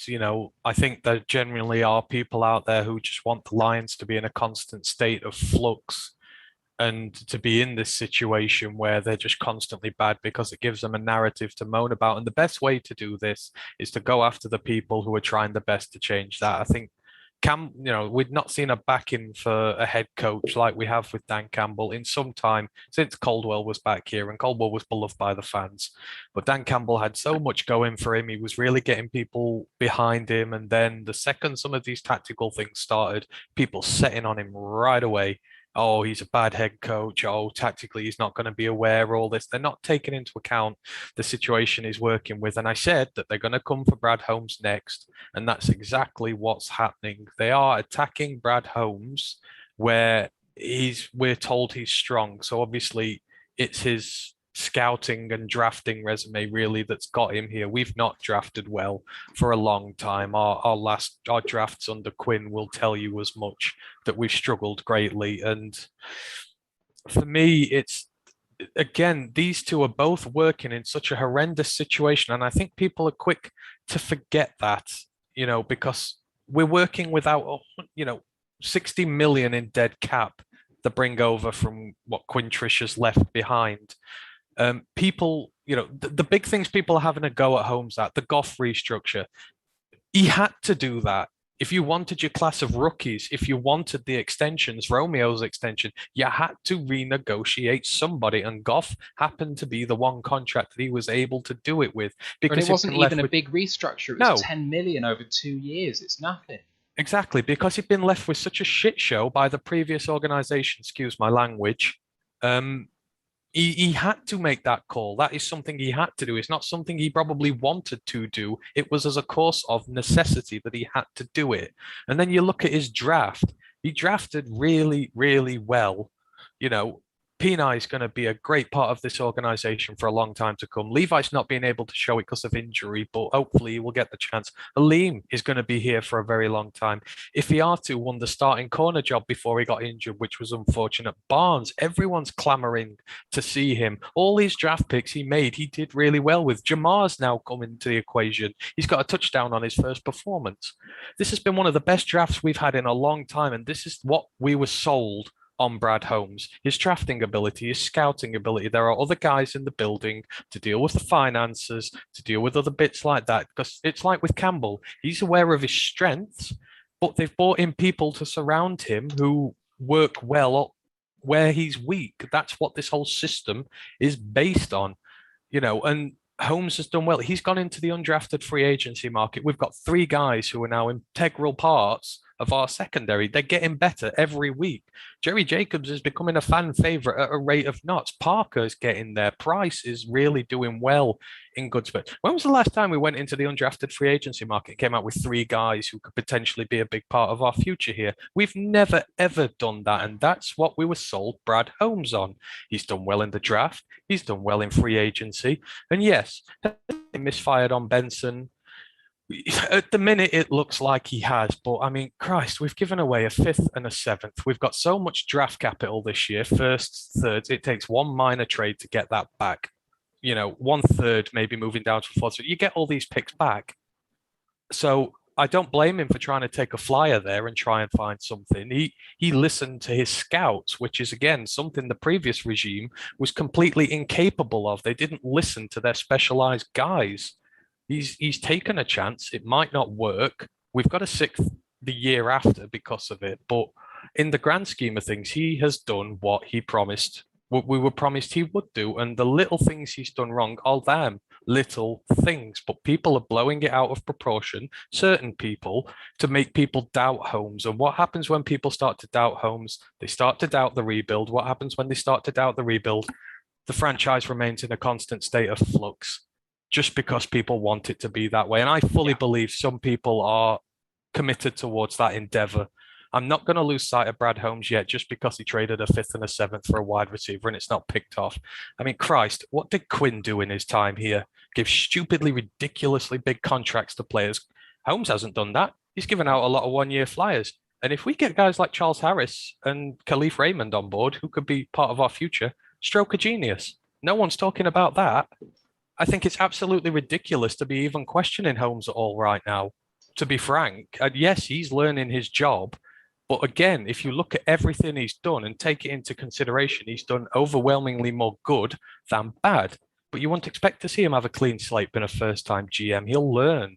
But I'm really excited going into next season with a lot more draft picks and a lot more potential to work it up a little bit. That's why I'm thinking in 12 months, we'll be a hell of a lot better team than we are now. We're getting our good players back. We're getting a brand new draft class with him in, maybe more undrafted free agents. He should not be under pressure at all. And I would urge anyone who's listening to this narrative that is no good, just to, again, look at it from your point of view. Don't listen to these people who would seek to, cause discord. I would not do that. Yeah, I completely agree. The draft has been well worn, and Ryan has already eloquently talked about Benson. So, good point, bad point. from my perspective, I've just done a little bit of research while you guys have been talking here. Here are some of the guys that we've either traded for or signed in free agency this year. Khalif Raymond, Williams, running back Williams, Brockers, Harris, Alex Anzalone, Kadero Hodge, Brashard Perryman, Tyrell Williams, Tim Boyle. That is your wide receiver 1, 2, 3, 4, DT/DE1, edge 3, running back 2, linebacker 1/2, and quarterback 2. The grand total of the cap hits for all of those players, and let's not beat around the bush. Edge 3, wide receivers 1 to 4, quarterback 2, linebacker 1, RB2 are not the cheapest of positions in the NFL. That costs $17.65 million. If we did not do the Goff restructure for $10 million, we literally cannot put a team out. Because I do not think you can do that cheaper. If you want to get some more premier players at some of the other positions, you have to get even cheaper than some of the players we already have in some of the other positions. And it's already said about this team, it's got more holes than Swiss cheese. Like, do you want to make some of the other holes even bigger by getting a premier person in one position? It makes absolutely no sense considering how little we've spent. I think you could say that Brockers was a mistake at this point. His leadership aside, his play on the field has not been enough to justify his contract. But Anzalone for $1.5 million, Harris for $1.75 million, Williams, running back Williams, Jamal Williams, $1.6 million. You've got Tyrell Williams at 3, who came in as a bona fide WR2/3 for $3 million. You aren't going to get cheaper at someone who has been a proven producer when fit. Sometimes, at this level of play, you have to take flyers on someone who's got injury problems, because otherwise you can't afford them. But then the narrative would change. People would now be here saying, oh, why didn't Brad Holmes restructure Goff and get us money to field a team? We might be saying at 9 and 8 because 0 and 8 because we've got no players.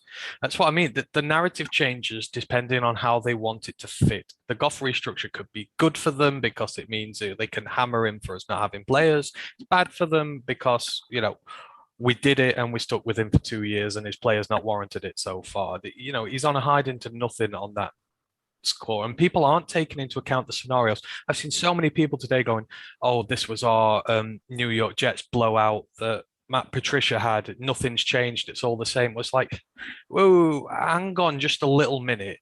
When Patricia lost that Jets game, when we got absolutely crucified by them, he had taken over a very solid team, which was on the cusp of the playoffs, had a lot of talented players in it, and just needed elevating to the next level. And we got blown out by a rookie quarterback in the Jets. That's all on him. That's a terrible performance. Yesterday is a culmination of injuries, of us not having over half our budget in talent available. And the situation he came into was horrendous. Absolutely horrendous. Quinn Trisha has done the biggest hatchet job on a franchise probably ever. I might, older people may remember better, but certainly in my time, no franchise has been ruined quicker by 2 guys more than them. They have absolutely set us back to the Stone Age, and how he's meant to just fix that in 7 games, I don't know. Yesterday's defeat is absolutely nothing like the Jets' loss under Patricia because he had so much more going for him. He had a better team, he had lots more resources, and he was supposed to be the guy to come in and fix it. At the end of the day, it felt the same because of the scale of loss, but the manner in it and the context is completely different. Oh, I didn't feel straight out embarrassed. I thought, oh, yeah, it was a bad one. But again, I can understand why an offensive line missing its best guys and battered is getting absolutely annihilated because we're not getting a chance. We're putting them in a situation where they can batter it. That Jets game was just pure out bad with a lot of good players in this team. We had top safeties back then. We had good wide receivers back then. We had Stafford. It's not even on a level playing field to talk about. So that's why, again, these negative naysayers are coming in about you, just like, right, you're just doing it for the hell of it. You're not even doing it with any reasoning. That's why it makes me doubt these claims that, they're out of their depth, as they're so being called, because the situations are completely and utterly different. Yeah. Right, let's move on to the last guy who's potentially in trouble. There are people starting to question Dan Campbell. Now, I know, but I just want to address it because it's being said, and I don't want to be that podcast, and I refuse to be that podcast, but people were saying, so I just want to bring it up. First thing that people are saying, unnamed, will not give them any credit or pleasure for being named. Keeping Goff in the game late when the game is dead, onside kicking when the game is dead, going for 2 when the game is dead, going for it on 4th down late in the first half when taking the points is the obviously good play. Is the play calling, which at that high level Dan Campbell has to take some responsibility for, are there some red flags starting to emerge for Dan? Why don't we go to Ryan first, because Ant's said a lot. No, like I say, I've been critical at times, like I say, when he's not been aggressive enough or been too aggressive, but I think there's a reasonably fine balance between it. Like I say, there's nothing wrong, like I say, when you've got someone like Jack Fox, if they're onside kicking, okay, yeah, it was recovered fairly comfortably, but like I say, sometimes you've got to, sometimes even for not this week, for the week after, you've got to get something on offense, haven't you? You've got to give Jared Goff a little bit of playing time to like warm his arm up or like get something going. So there's nothing wrong with trying to get an extra possession on offense. When the game is gone, there's nothing wrong with doing anything, in my opinion. You try whatever you want to do. Like I say, when a game is lost, hell, you can put whatever you want in there and it's justified. You can try whatever you want. It doesn't really bother me. Like I say, I understand. I probably would have put Blau in a bit sooner just to protect Goff because, like I say, he was sacked 5 times, was heavy pass rush.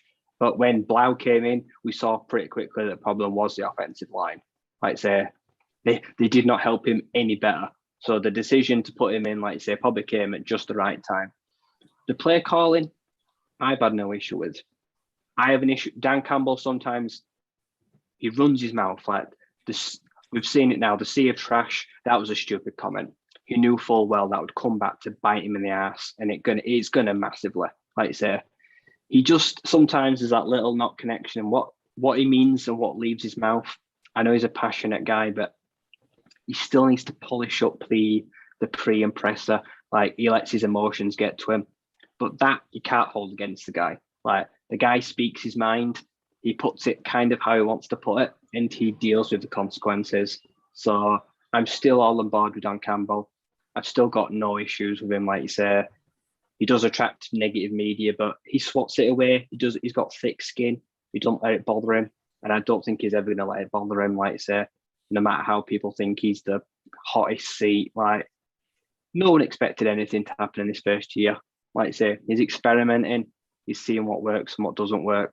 He's working on what he's got. And right now he's making the best of a bad situation. So, like I say, it's impossible to be hypercritical of him.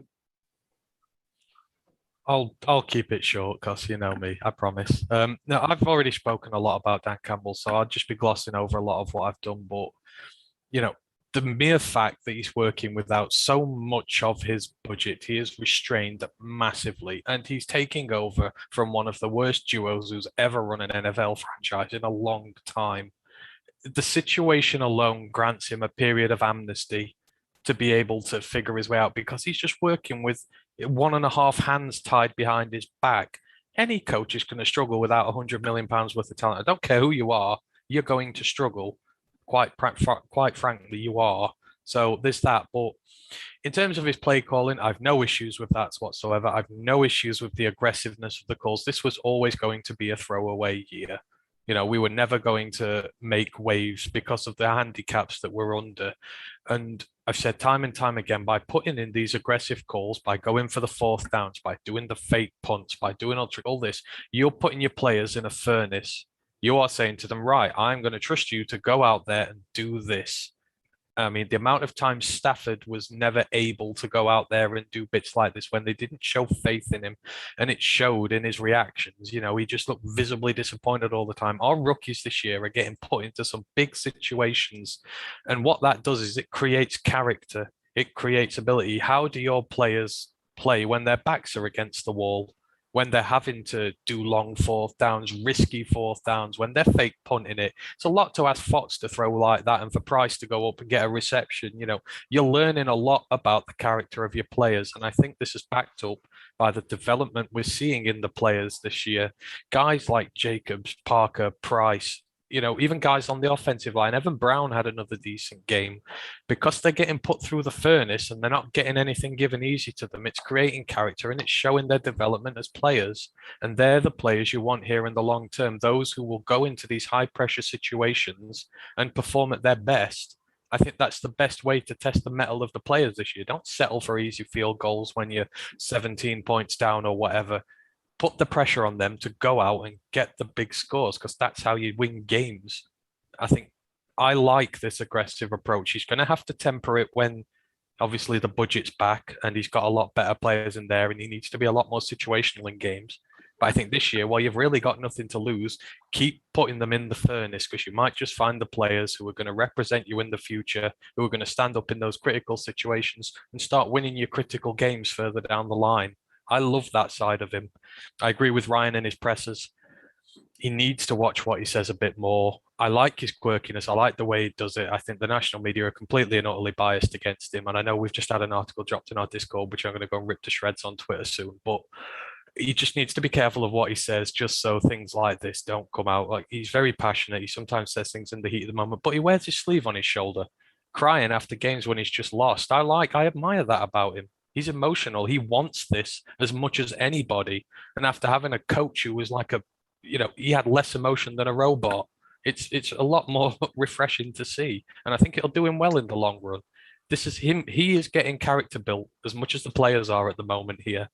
And he needs to be under absolutely no pressure at all. What does this say about us as a franchise if we just kick him after this start? People say, oh, we treated Calvin bad, we treated Barry bad. But how bad are we going to have treated Dan Campbell, jettisoning him into this situation and then firing him when he can't get us a win? It looks really bad on us. Yeah, I agree. So Dan Campbell, in general, happy with the play calling. Want to put that front and centre first, but just specifically on this game, I do not like any of the calls he's made in this game specifically. The field goal at the end of the first half would have kicked it. If you go for it, don't call that play.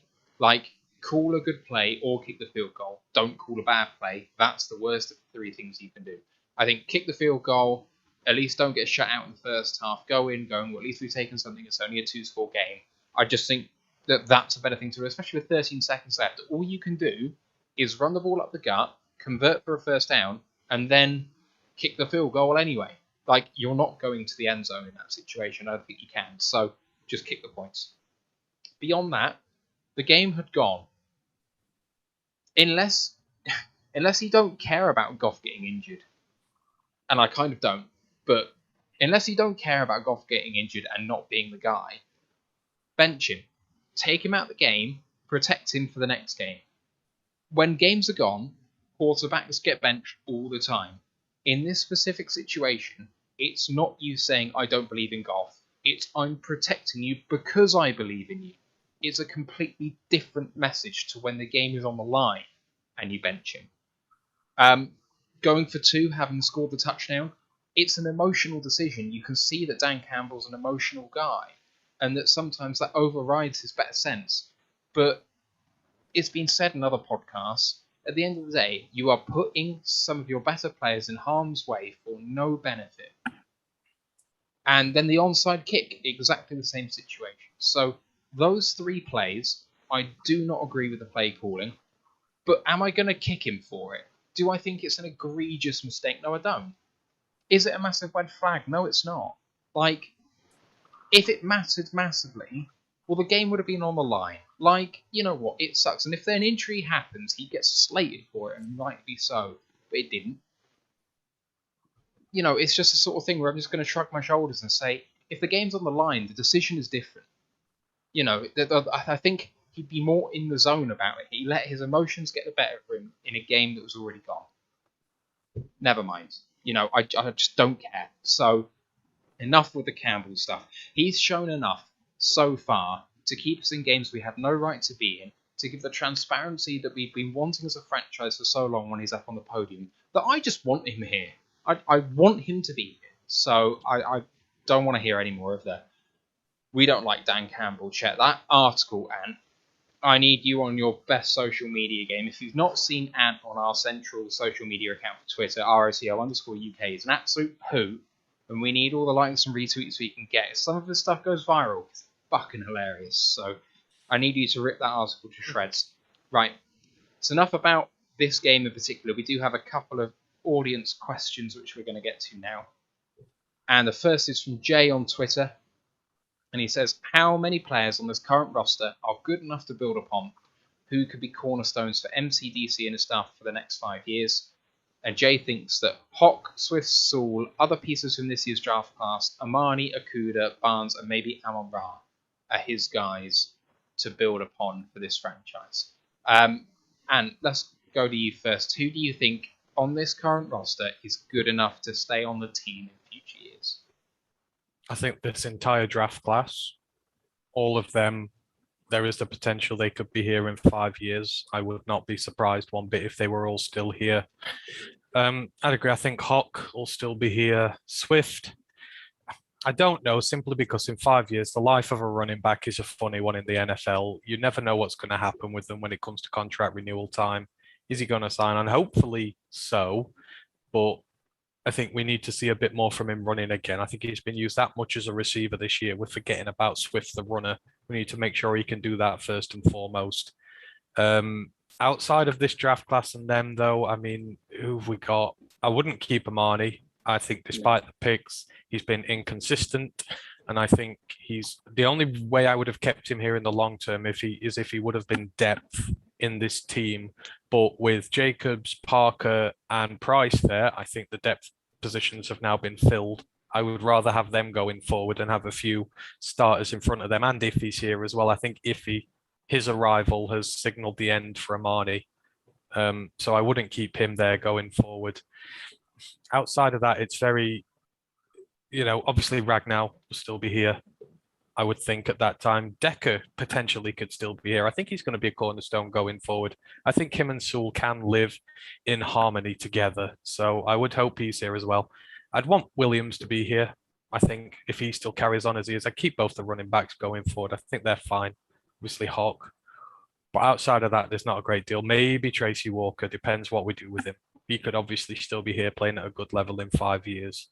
I would keep him just as long as we put the right guys around him. So yeah, those will be the ones for me. But certainly I think this entire draft class is still going to be here in 5 years. I'll be surprised if any of them are gone. What about you, Ryan? Based off current play right now, I'll definitely keep Walker. Like I say, free safety it's a huge haul. He's playing he's having a good bounce back here, so I'll keep him. I agree, Armani, complete liability. He's got 3 spoon-fed, pointless interceptions that look good on paper. They don't mean anything. He don't match up well, like you say. He gets found out too often. Like I say, he's falling if he's back, he's probably getting benched anyway. Like I say, Okuda, jury's out. I'm really not sure. I don't think he can come back from his injury and play anywhere near level at a 3rd-round pick fee. I'd be interested about moving him to safety. That is something, put him maybe at strong safety because he's a good tackler. So I'll keep him for that. I'll work him out. Like I say, this entire draft class, like I say, I'll keep Evan Brown, Decker, Jackson, Sewell, Ragnar. Rest of the O-line, get him in bin. There's no one else worth keeping on the O-line. Like I say, both running backs, they probably won't be here. Like Ant said, their life of a running back is that short. But right now, I'll keep both of them forward. They complement each other pretty well. I will only keep Raymond and Amon-Ra. All the other wide receivers haven't shown even lack of targets. I've just not seen anything to keep any of the rest. For now, I'll keep Anzalone because he's the only real linebacker that's shown anything. That's since Collins got dumped. And then the rest of it, like I say, there's not much else worth keeping. So for myself, on defense, I have got Barnes, Walker, McNeil, Onzarike, Romeo, and Julian. That's it. just those 6. I'm talking beyond next year. So next year we can roll with some of these guys. I'm talking 2 years plus. So those are the guys I definitely want to be here in the next 2 years. I think that Julian, considering that basically the entirety of his first season was wiped out, that he's a rookie and that he's shown enough in limited snaps that he has enough to do what it takes. But I'm projecting a little bit with that one. I accept that. I'd keep Fox. I know that punter seems like an awful one to throw in, but I don't think I could hack it if we somehow lost him, because it's like the one thing I've got to hold on to right now. So Fox has to stay. Pay him whatever you want. On offense, Hock on a team-friendly deal. I can't justify paying him 15 million a year. If he wants megabucks, he has to walk. And I hate being in that position, and I know it's going to be a controversial thing to say, but I saw someone say that you're going to have to pay him 5 years 100 million, and I'm like, you can fuck off. Sorry, no one gets paid that. Very few players get paid that. Wide receiver, never mind tight end. It's not like he's got any yak ability. Sorry, he's a dependable receiver most of the time, but his blocking ability leaves too much to be desired right now. He needs significant improvement, and it needs to be team friendly. I still want to keep him. I want to make that clear, but it has to be on our terms. I'd keep 4 of the 5 on the O-line. I'd keep Jackson, Sewell, Ragnow, and Decker. I think Jackson's having quietly a very, very good year. Just going to leave that out there. Swift I've got with a question mark. He's one of the lowest EPA players in the run in the entire NFL, but he is one of the best receiving backs in the NFL too. I mean, there's a certain player that for some reason I keep on forgetting the bloody name of. He used to wear 25 for this team before certain Harris came along, who was a third down receiving running back. Theo Riddick. That's the one. He is turning into Theo Riddick, because Riddick had this uncanny knack of catching out the backfield and making 2-3 players miss before taking it 30 yards. And I see Swift in that role. I just do. He couldn't block. Neither can Swift. Swift's had one good blocking game this year. If he wants to be a long-term running back in this league, he has to actually be able to run the ball successfully, which requires a good offensive coordinator calling the plays where he's actually bouncing it outside, not between the tackles, so it's not all on him. But I think he's pigeonholing himself into being a second and third down guy at the moment. So improvement needed, but I still want him to be here. And the only wide receiver I'm keeping is Amon-Ra. Raymond had a 100-yard game. Fine. But he had Darius Slay on him for much of the game yesterday, and he had no chance. He does not have what it takes to be a WR2. He could be a WR3 starting from the slot, but that's what Amon-Ra's for. So I don't have a place for him in this team. I just don't. So I've got 14 players long-term currently on the roster. That's it. And it's shocking to me. I want to put Jermar Jefferson on there, and I want to put a couple of other people on there, but I'm talking what I consider to be potential premier long-term talents. And he could be a very good player for this team, but I think that is about college and who they want to take in the draft. And of course, that's our Super Bowl, and it's not too far away. But let's move on to the second question. It comes from Jack Hayes on our Facebook group. And he says, with the deadline coming up tomorrow, do you think the Lions will be buyers, sellers, or neutral before the trade deadline tomorrow? If the price is right, then there's deals to be done on both sides of the ball. I've been very vocal about Tracy Walker's thing. I think you either need to give him a contract now or you need to shop him, because he's playing really well, and I don't want him to play really well this year, have a great season, become a pivotal part, and then either we've got to pay him an absolute ton more than we could do now, or we let him walk for free. Because then what was the point in keeping him if we're just going to let him walk? That's no good to the franchise going forward. So, if the plan is not to re-sign him, then I would trade him for the right price. I don't want to, but that's the way it is. I wouldn't really look at trading many others. I'm not aboard this Flowers and Hawkinson and bloody Taylor Decker and stuff like that. You know that. In terms of buying, again, if the price is right, then I always see these people going, oh, we can't give up draft capital and stuff, but drafts are a risk. Every time you draft a player, you take a risk. If there is a quality player out there, or a player with potential really high ceiling who's done stuff in the NFL, then if the price is right, you go for him. If, say, a Darius Slayton is there, if you know, if you were to say, oh well, look, they want a fifth or a sixth for him or something like that, then you ain't going to find a wide receiver who's better than Darius. Well, you could, but your odds of finding a wide receiver in the fifth or sixth round who's as good as Darius Slayton, who has potential ceiling there, is very low.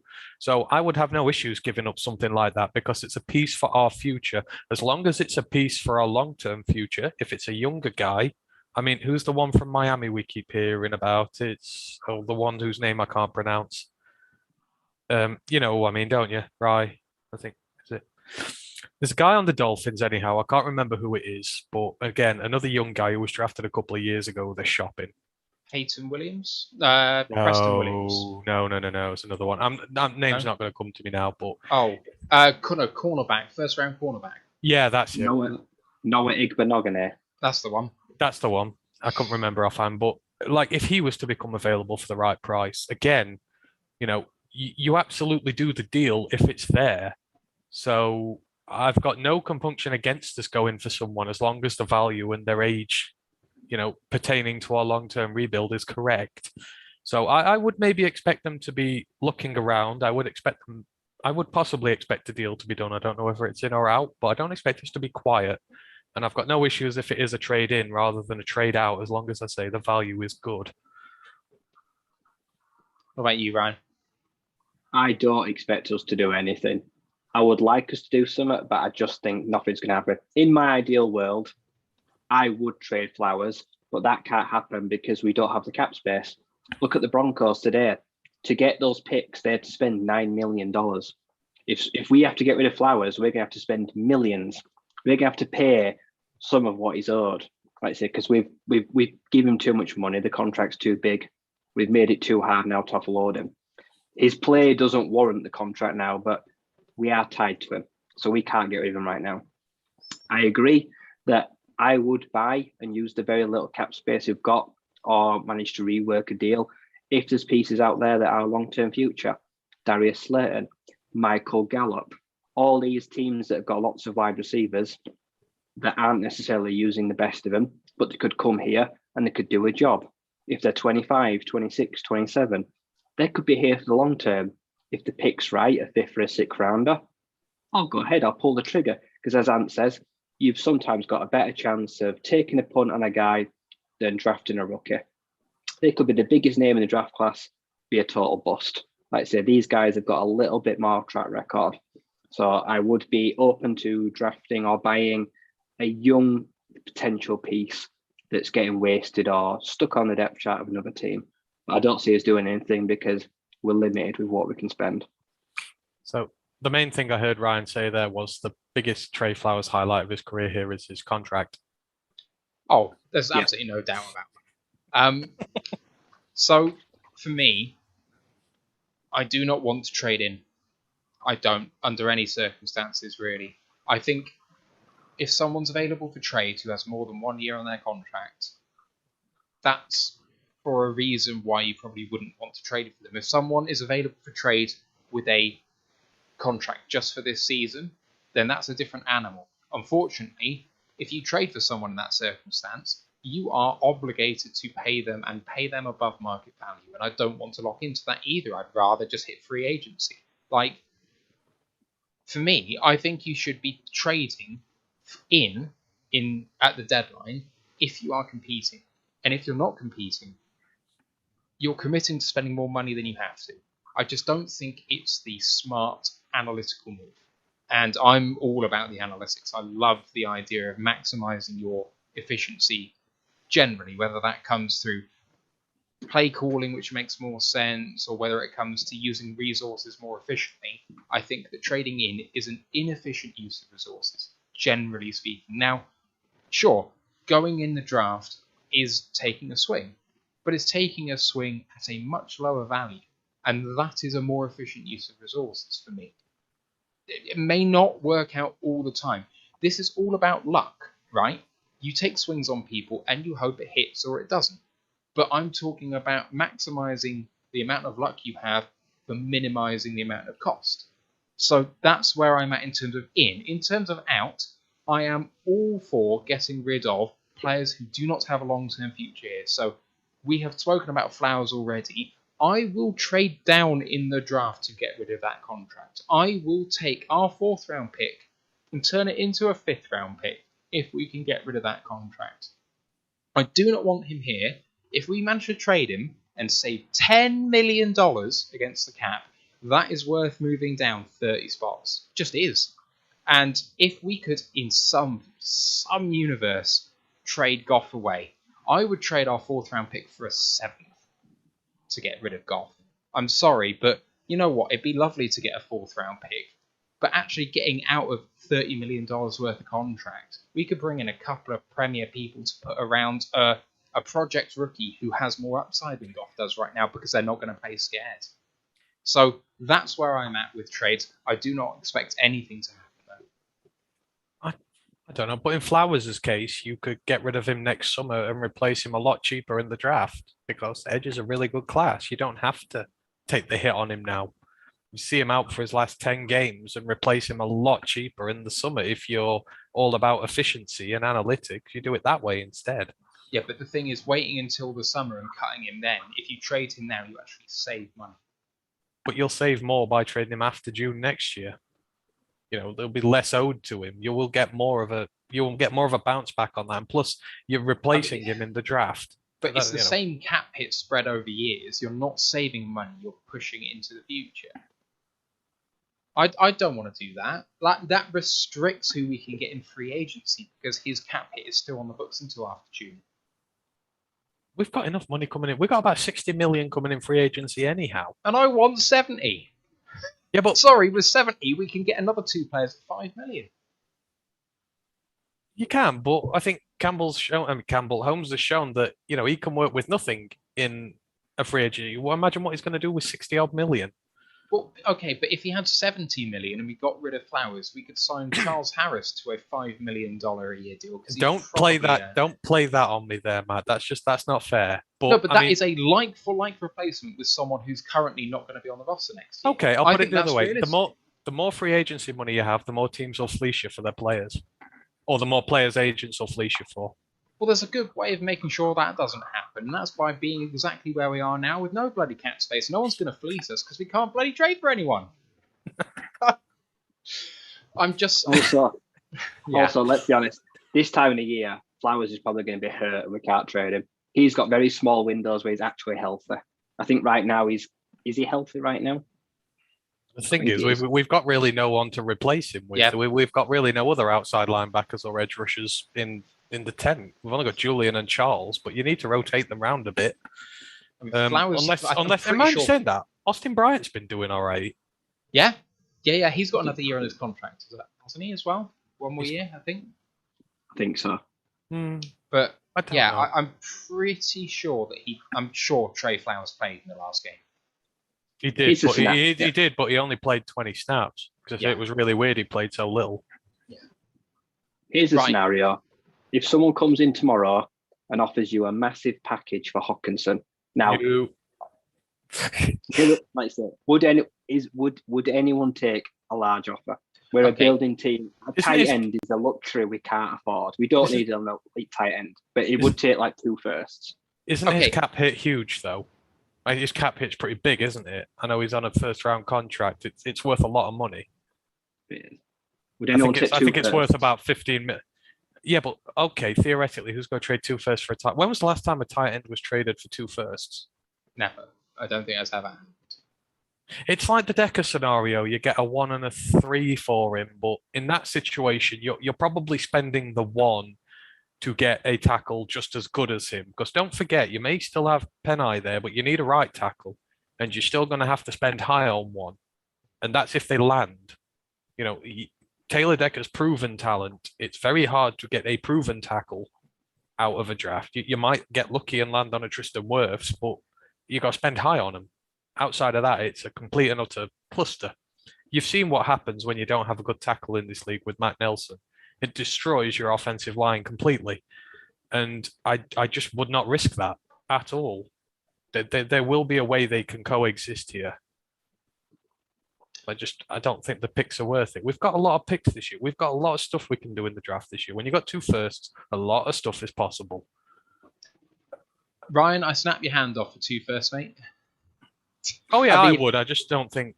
Okay, but coming down from there, if it's what would it take to trade him then? So firsts. If 2 firsts would do it, would a first, a second, and a third do it? Okay, well, would a first and a second and a seventh do it? Okay, will a first and a second do it? To keep going down until you get to the point where it doesn't work anymore. And I think I'm probably at maybe a first and a second, maybe a first and a third. And I would seriously consider that, because I do buy into the tight ends only matter if they are the game-breaking tight ends, and Hock isn't that yet. And I don't want to pay him hoping he will turn out to be that. The thing is, you've got 3 years to make a decision on this yet. Oh, hang on. 1, 2, 3. You've got 2 years left to make a decision on this. And in 2 years, the team might be set up a lot better. Because at the minute, the team is not set up properly to utilize him as he is. But you've got 2 years until you need to make that decision. The team in 2 years may be a lot better set up to have him in there. Because really, if you're allowing him to use his offensive prowess there, he's a weapon. And I don't think I think 2 years is plenty enough time to get a stable enough team round to be able to pay him so. Maybe, but I mean, if you get another 2 first-round picks for it, you build that massive roster of first-round picks, which hopefully, quite a few hit, and some don't, and you cut them because they're just not up to it. But most of them hit, and then that 3rd or 4th draft from now, then maybe you sneak in a kind of high tight end once again. But that team's full of superstars. It depends on the skill of your drafting GM. I mean, the Dolphins had 3 first-round picks, 1 or 2 years ago. Look at them now. Their organization's trash. They've already traded 1 away. Another one sucks. Well, the QB's struggling. They had 3 first-round picks. It's not done them any good. It all dependent on the guy in, and Brad Holmes has shown he can draft. So you don't need all the picks in the world. Just as long as you've got enough to work with. I'm just not a fan of stockpiling picks. I think at some point you have to convince players to come to Detroit to win. If you're in a cycle where you're just trading away your best players all the time and habitually been bad, I mean, how many years have we waited for a running back in this town, in this city? Years and years and years. And what happens when DeAndre Swift has 1 half-decent season? Trade him. You can't keep maintaining that perpetual cycle of just starting again.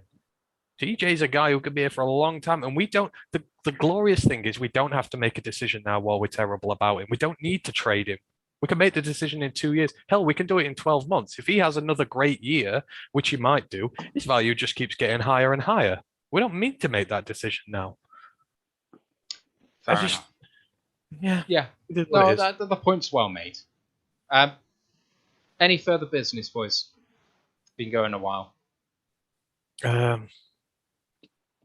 Not that I can think of for now, no. Nope.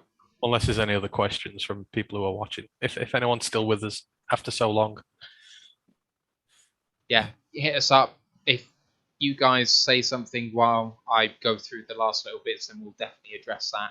But we're taking Thursday off, at least on the main pod. We'll be back on Monday, this time next week, with our half-season review. We're going to have a look at all of the games. We're going to have a look in division. We're going to have a broad outlook about where we think this is going and what have you. Everything is on the table in this one. But not all of us are taking Thursday off, because Ant and Ryan are doing the college football podcast on Thursday instead of Wednesday. So they're going to be looking at Michigan and their 12 men on the field against Michigan State. And if that flames you, I'm sorry. Oh, man. How many times were they caught with 12 men on the field? It was like watching the Lions, but worse. I'll tell you what, though, in their, that's a great example. They stuck with their running game, despite the fact they were down early and the quarterback throwing picks. They stuck with their runner, ride the hot hand, and he absolutely delivered. Kenneth did. Kenneth he's been such a wonderful revelation this year. I can't believe Wake Forest got rid of him. They're like just that offense there with Wake Forest, with him involved, would just be putting up 100 every week. Yeah, so true. Oh, Kenneth, what a game. Anyway, they'll break down the rest of week 9 last weekend on Thursday, so keep your eyes peeled for that. Otherwise, find us on our socials, Roar of the Lions UK, YouTube, Twitch, Facebook, Instagram, and Twitter. The Facebook group for worldwide fans, because we all know that One Pride is worldwide, is Detroit Lions Fans UK One Pride Worldwide. Articles coming out, roarofthelionsuk.com. We're going to start scaling up our draft looks now that we're getting towards the end of the college season, and it doesn't appear like there's a huge amount on the line for the Lions at the moment, so keep a lookout for some articles coming out on there. And also, do not forget about that Detroit Lions podcast live show, 24 hours, going from 9 a.m. Eastern on Friday the 5th of November. It's all in aid of St. Jude's Children's Hospital in Michigan. You need to give them your support, watch the pod, donate, bid on some auction items, signed balls, signed jerseys, got former Lions coaches on there, head coaches, mind you, players. I think that they might have Rich Eisen on there as well, not 100%, but that's going to be really cool if they manage to get him on. Give them your support as much as you can. And don't forget to subscribe to the Lions Nation Unite app as well. We are official contributors on there. We do a little bit of extra content there too, so that would be great if you could join us there. Like and sub for us as well. That'd be fantastic. Thank you to everyone for watching. Thank you to everyone for listening. For Ant, for Ryan, I'm Matthew Turner. Let's go Lions, One Pride. One Pride.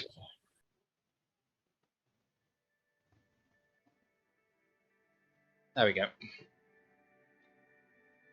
Oh, that was like one massive rant all the way through. I love it. It was great. I loved it.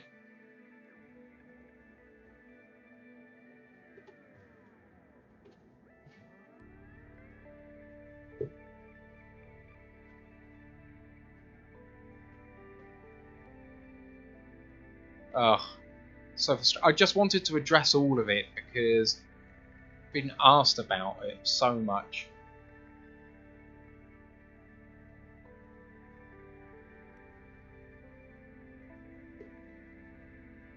Yeah.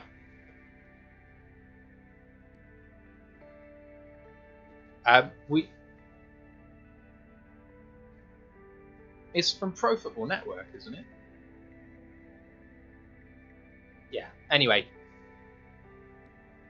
Yeah, they have. And they've lost 2 more guys to PFF as well in the last week. Yeah, apparently so. We had a chat from a first-time viewer on Twitch called Buhenia Live.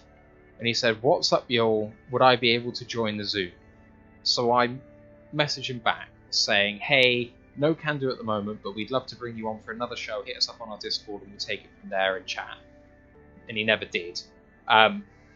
I presume that you are okay with me taking that line, because I know that some other guys are pretty comfortable letting people just join, having never spoken to them before. Lucci just opens it up to anyone or whatever. But I'm not that comfortable letting someone we've never talked to before just come on.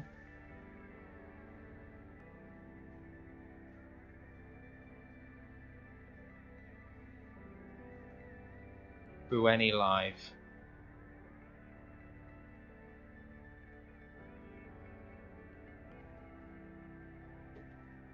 Is that Woodward Sports guy? Is it Adam?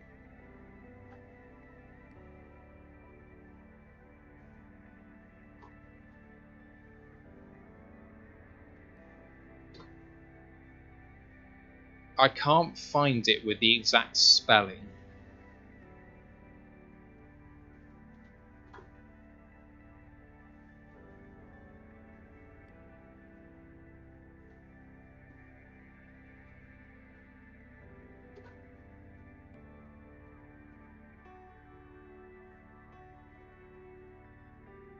Yeah.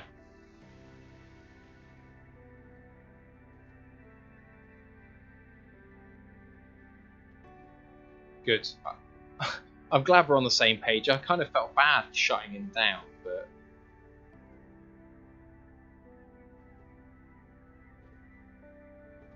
I can't find Woodward. We have called them out, but how? So Corey Woods is basically their main writer, and he's actually okay.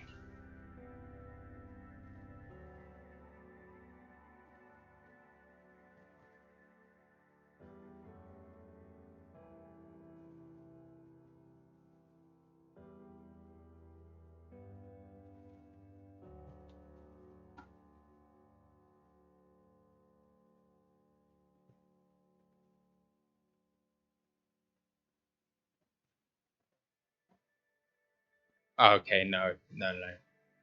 That wasn't him.